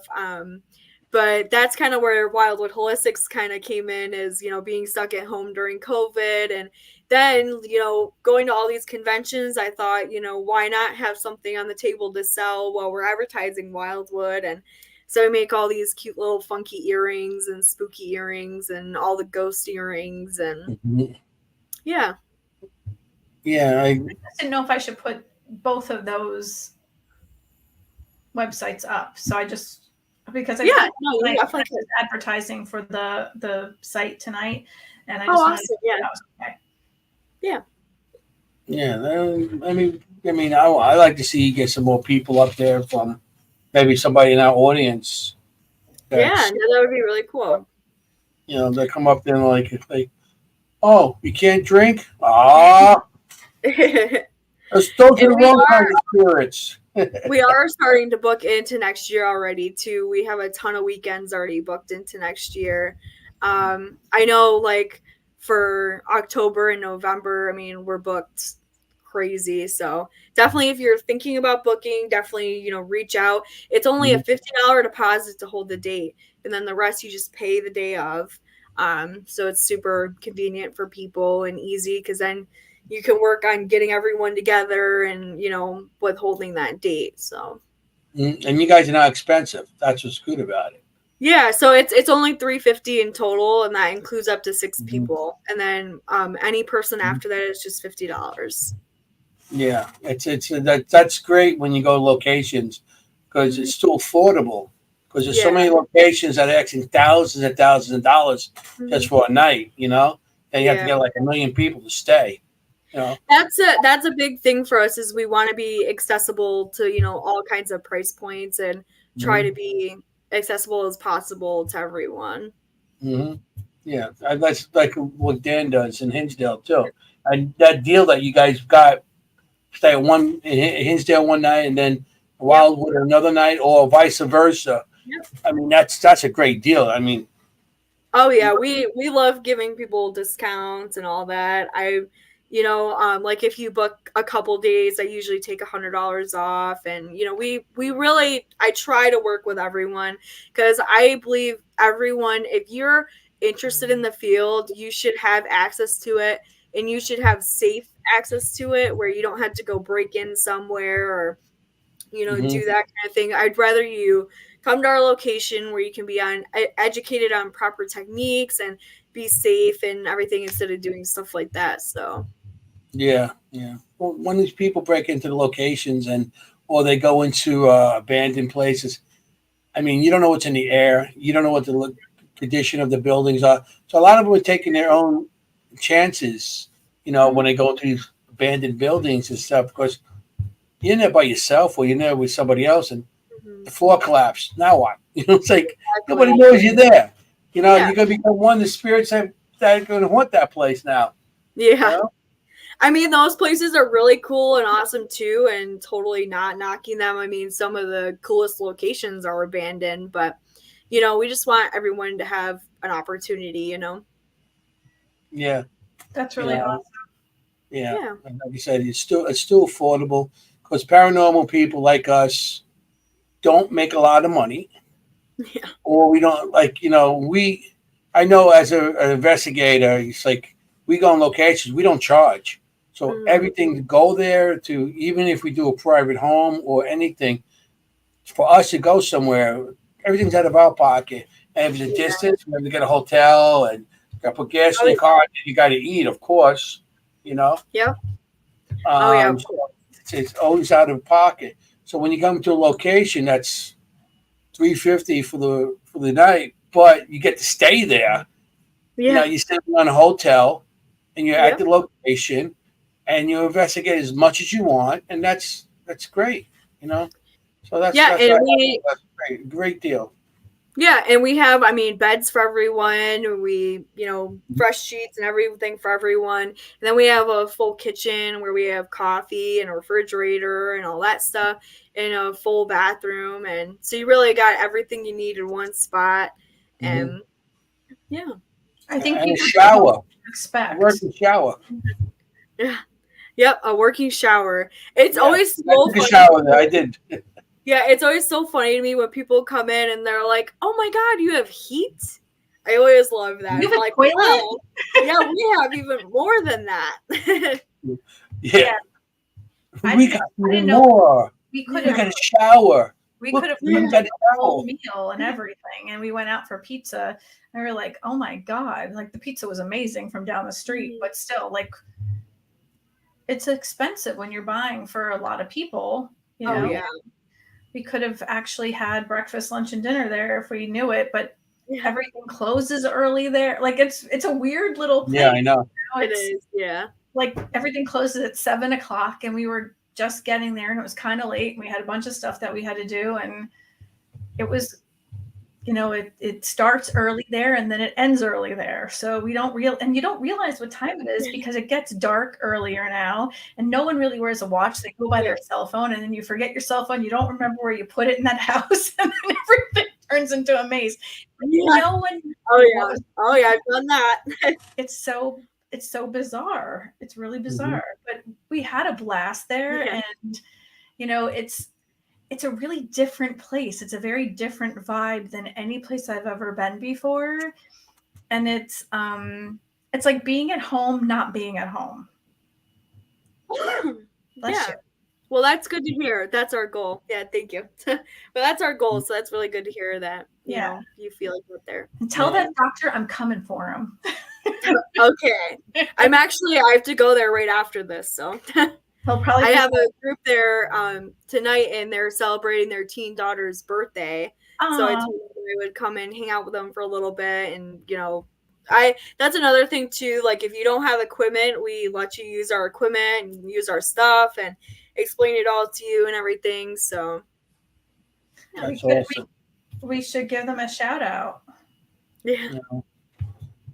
So anything else you want to promote or anything? You got your jewelry, and how about shirts? How can anybody get shirts from you for Wildwood or anything? Yeah, so we actually pretty soon I'll be doing a round of the infamous Wildwood shirts. Those the ones with the nurse and everything in the background of the house, I have to order like a large quantity of them at a time. But I do plan on making an order really soon of those. But then we have shirts and everything that you can purchase on a link on our page too. What's the link? She'll put it up there. Yeah. You got the link? You got the link up there already? Where do you Sure? see that?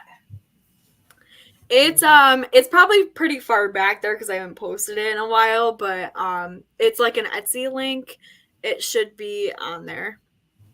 Okay. Probably the fastest way to find it would be go on the photos of Wildwood, and then you would see it kind of towards the top, and then you should be able to see the link.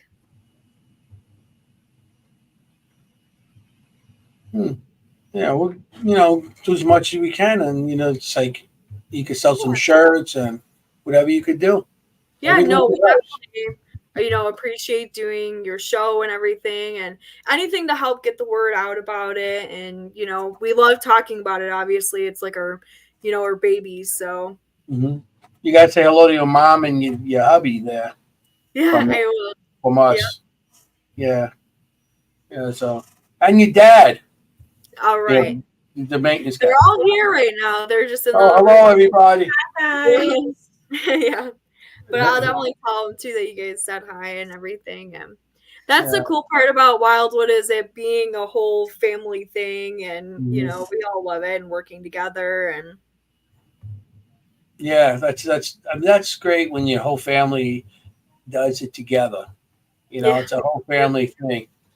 And you're gonna, and something you can leave for your kids and everything else, and they'll take over. And next thing you know, it's like it's a family thing. And 30 years from now, it'll be your great grandchildren and all that. We had the place over 150 years. I know. I can't wait for that. I think that's gonna be so cool. You know, that's awesome. Yep. Two So pack wait, mules. are you teamed up with Dan for your merch? Yes, he does have a shirt on his website too of Wildwood.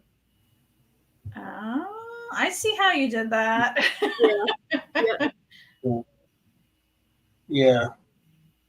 She didn't hear you before.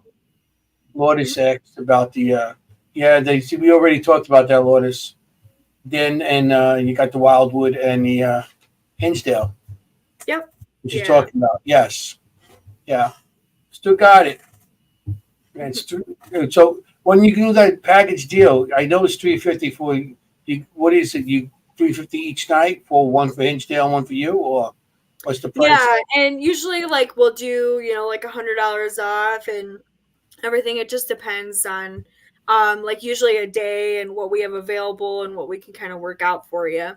Mm-hmm. It's getting a lot harder to do it with the weekends and everything because Dan is so booked up at Hinsdale, so you got to kind of book out a little bit. But of course, yeah, we're always working with them, and you can, book an investigation with both of us. And actually, on our site, you can book them at the same time. So that is a really cool feature, and why we both did the same system and everything, because then if you're on already picking a date for Wildwood or Hinsdale, we pop up as an add-on so that you can book it all at the same time right there. Mm-hmm. Yeah, I mean, that sounds like. Are you going to be thinking teaming up with Sweet House? Sweet Home. Sweet Home. Yeah, we so he is on the same booking system as well too. So I'm sure, we could always work out something like that. And Ed is such a great guy, and it's really cool because he actually stays on location while you investigate with him. He lives there. So you get, his experience throughout the night, and he can, chime in and confirm things for you. And so it's a cool experience. That's really cool. And plus, he has a hot tub. Yeah, and he's got a hot tub. So. And he has a hot tub too. Yeah. Is the hot tub haunted, or do you sit in the hot tub and like spirits pop out and stuff? Maybe, I don't know. Yeah, I mean that's great. You get a location, and that shares like that between you and Hinsdale. You and Dan. It's awesome that we get go to the place. Yeah. Oh, this is a triple package deal. Yeah, you get a full triangle. Yeah, it is. Yeah, and seriously, you can make it a whole week excursion. Go to the places up in Buffalo that are only like an hour away, and then Hinsdale, Sweet Home, all the places. Yeah, I'd like to go to some of the ships up there. I Oh yeah, the naval ships. Yeah. The ships, and those are super cool. I haven't done the ship yet. I'd like to do a ship. We used to help with the tours and everything at the Buffalo Naval ship, and it's such a cool experience. Really, and they did a submarine there too. Mm-hmm. They do. Yeah, they have two boats. They have one small one, and then one bigger one, and then the submarine. That's awesome. Yeah, I mean, I'd like to go out there and get stay out there for a whole month and do everything. Yeah, good. We'll help you. We'll take you around all those spots. Yeah, take me all the hot spots. That'd be cool. So, anything else you want to promote or anything before we have to leave? I don't think so. Yeah, I mean, our biggest thing is the overnight investigations, obviously, but we do have a public investigation tomorrow night that still has a few. We're stuck. Can you guys hear me now? Yeah. Yeah. Okay. Yeah. So we have a public investigation tomorrow night that still has a few tickets left. And then we have an event on Halloween where we have public ghost hunt too, and we have some tickets available for that. Okay, cool. So everybody, Halloween, head up to Wildwood. Yeah. And Wildwood. Yeah. Wildwood. And we'll have all the candy and all the treats, you know. The So. trick or treats. Yeah. The tricks or the treats. Maybe both. You might have a little bit of both. Come to Wildwood where you get tricked or treats. So that'd be great. And then if the people that give you a hard time, you throw them in the tub with a toaster. Yep, exactly. Electric shock tub. Yeah. Unbelievable. So, it's Maureen. Yes. Any more questions? I don't think so. I did post the links. Okay. I can't find the shirt wherever it is. I've been like frantically looking. It's okay. Yeah. Sorry. It's all right. But thank you for that. That's really awesome. But I did. So is it the actual picture of the house with the two nurses standing? Yeah. No, that's the shirt that I have to order. So those are like through a printing company that's local. They have that design and they print it for me. The other ones I can print whenever. So that one is really cool. It's like a medium over, I believe it's like a crystal ball, and then the house is in the background. Oh, cool. Yeah. Yeah, I didn't see it. I don't know where it's at. You said it's on Etsy though? Yes. So maybe it's easier to find there. I can see if I can. Oh, nice. It might be.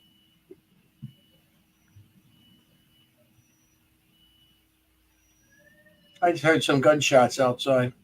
What? I just heard some gunshots. Oh, jeez. Oh my gosh. Nice. I'm sitting in the middle of Queens right no. now. It's okay. Yeah, I know. You were telling me about living in Queens and stuff. Yeah. It is what it is. As long as no bullets fly this way, I'm happy. So, I know you have somewhere to go. I don't want to keep you too long. We don't want to keep you too long because you have to get back to. Oh yeah, you guys are okay. You know, What would I I find? can always send you links too. Is it under what is your store called on Etsy? It's a Wildwood Holistics shop. Okay.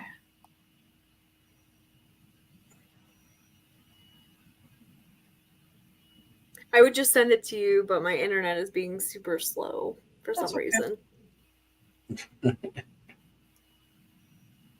Oh, it's awesome that we get to talk to you. You know, it's awesome. Yeah. That, No, it was. Yeah, it was really cool. So now I got to talk to you like this on a screen. We're sitting next to each other in an event. I mean, you probably reach my arm out and touch you, and we didn't even see each other. I know. You were right next to us. We were sitting right by the bar, Death Walker, and we were right there. And you were like, I could have reached my arm out, probably touched you, and we didn't see each other. Yeah, I know. It's crazy. But it was a really cool event. They did so well with that. Mm-hmm. There were so many, everyone really showed out, and it was cool seeing all the people that did all the reenactments and stuff too again, and it was a really cool event. I am actually in a couple episodes for season 4, so I'll be on there. Oh, that's awesome! Yeah, I loved it. It was a lot of fun. I just didn't get to the premiere, unfortunately, but they were so much fun to work with, and everybody who worked on the show was amazing. Oh yeah, definitely. Yeah, that was a good show. The food was good too in the VIP section. Yes, it was. It was very, very good. Pretty good. I was like, I go up there, I'm like, I'm gonna have pizza. It's gonna be a Canadian pizza, and I think this is pretty good. The pizza was pretty good. Yeah, it was very good. We went over on Niagara Falls, all the three of us, and we didn't see the falls. We didn't get a chance. It was like, oh yeah. We woke up the next day, like, let's get out of here. It's like so tired. Yeah. It's like let's just go home. That's funny. Brooke, I'm not finding it. This is so crazy. I was just like, I just looked at Wildwood page and I don't even see it on there. That's weird. And then I went to Etsy and I put Wildwood I'm trying to help you out. Holistics and put a search in, and I'm not finding anything. Well, I can show you. I don't know if you can really see that. That's the design. Oh, I love it. Well, that's nice. Very cool. Very cool. I don't want to hold you up. I can always yeah, because it's not showing me the link on my end. You know what? You can go back into this, like go to Dimensions of the Supernatural after the show is over, and you can put the link there. Okay. Because this will still show up on that page on Facebook.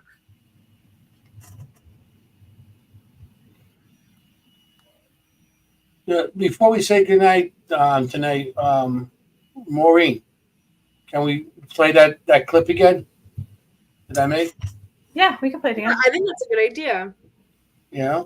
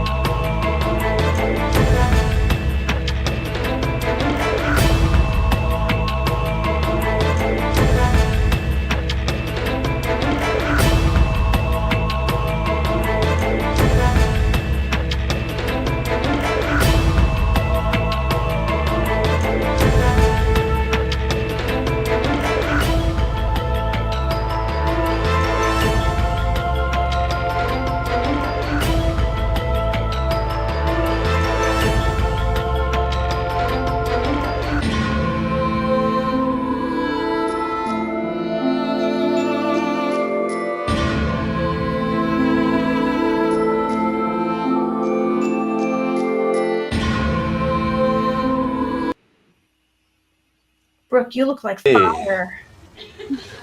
How you doing? You look fiery. Oh, thanks. I was gonna make that.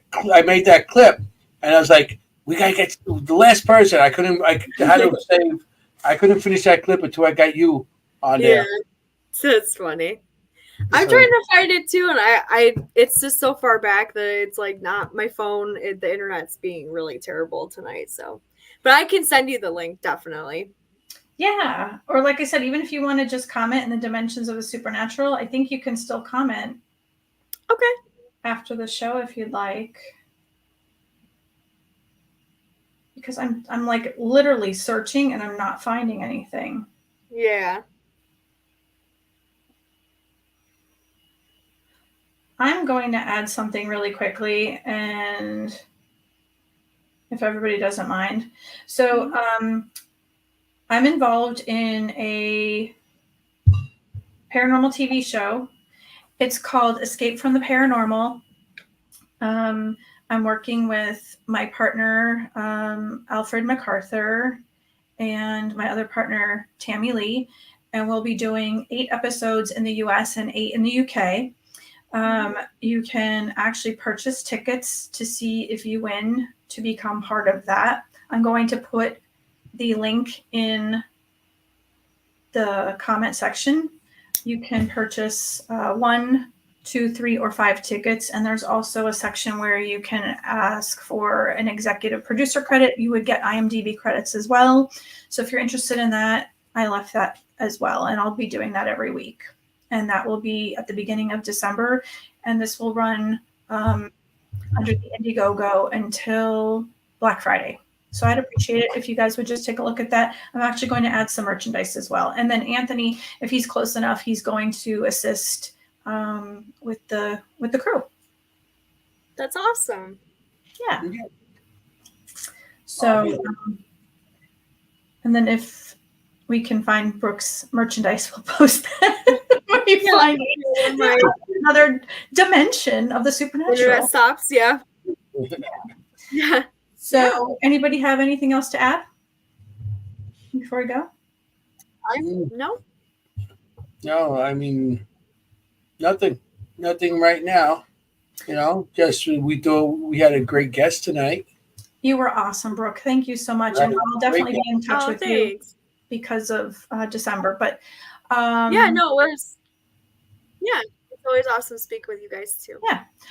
If anybody would like a Dimensions of the Supernatural t-shirt, please hit me up on any of the platforms I'm on. Obviously, let me know. Even on Skype, if you guys are with ERRT, let me know your size, your name.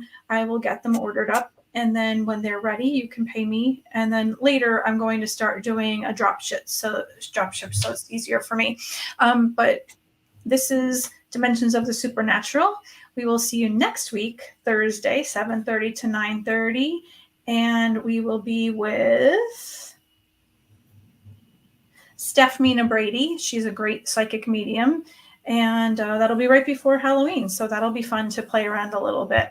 But I'm Maureen Grudzinski, a Little Witchy. We have Brooke with us from Wildwood and my great co-host, Anthony Simonelli, otherwise known as Mr. Forget About It. Remember, be safe out there. You want to look for ghosts, not be a ghost. See you guys.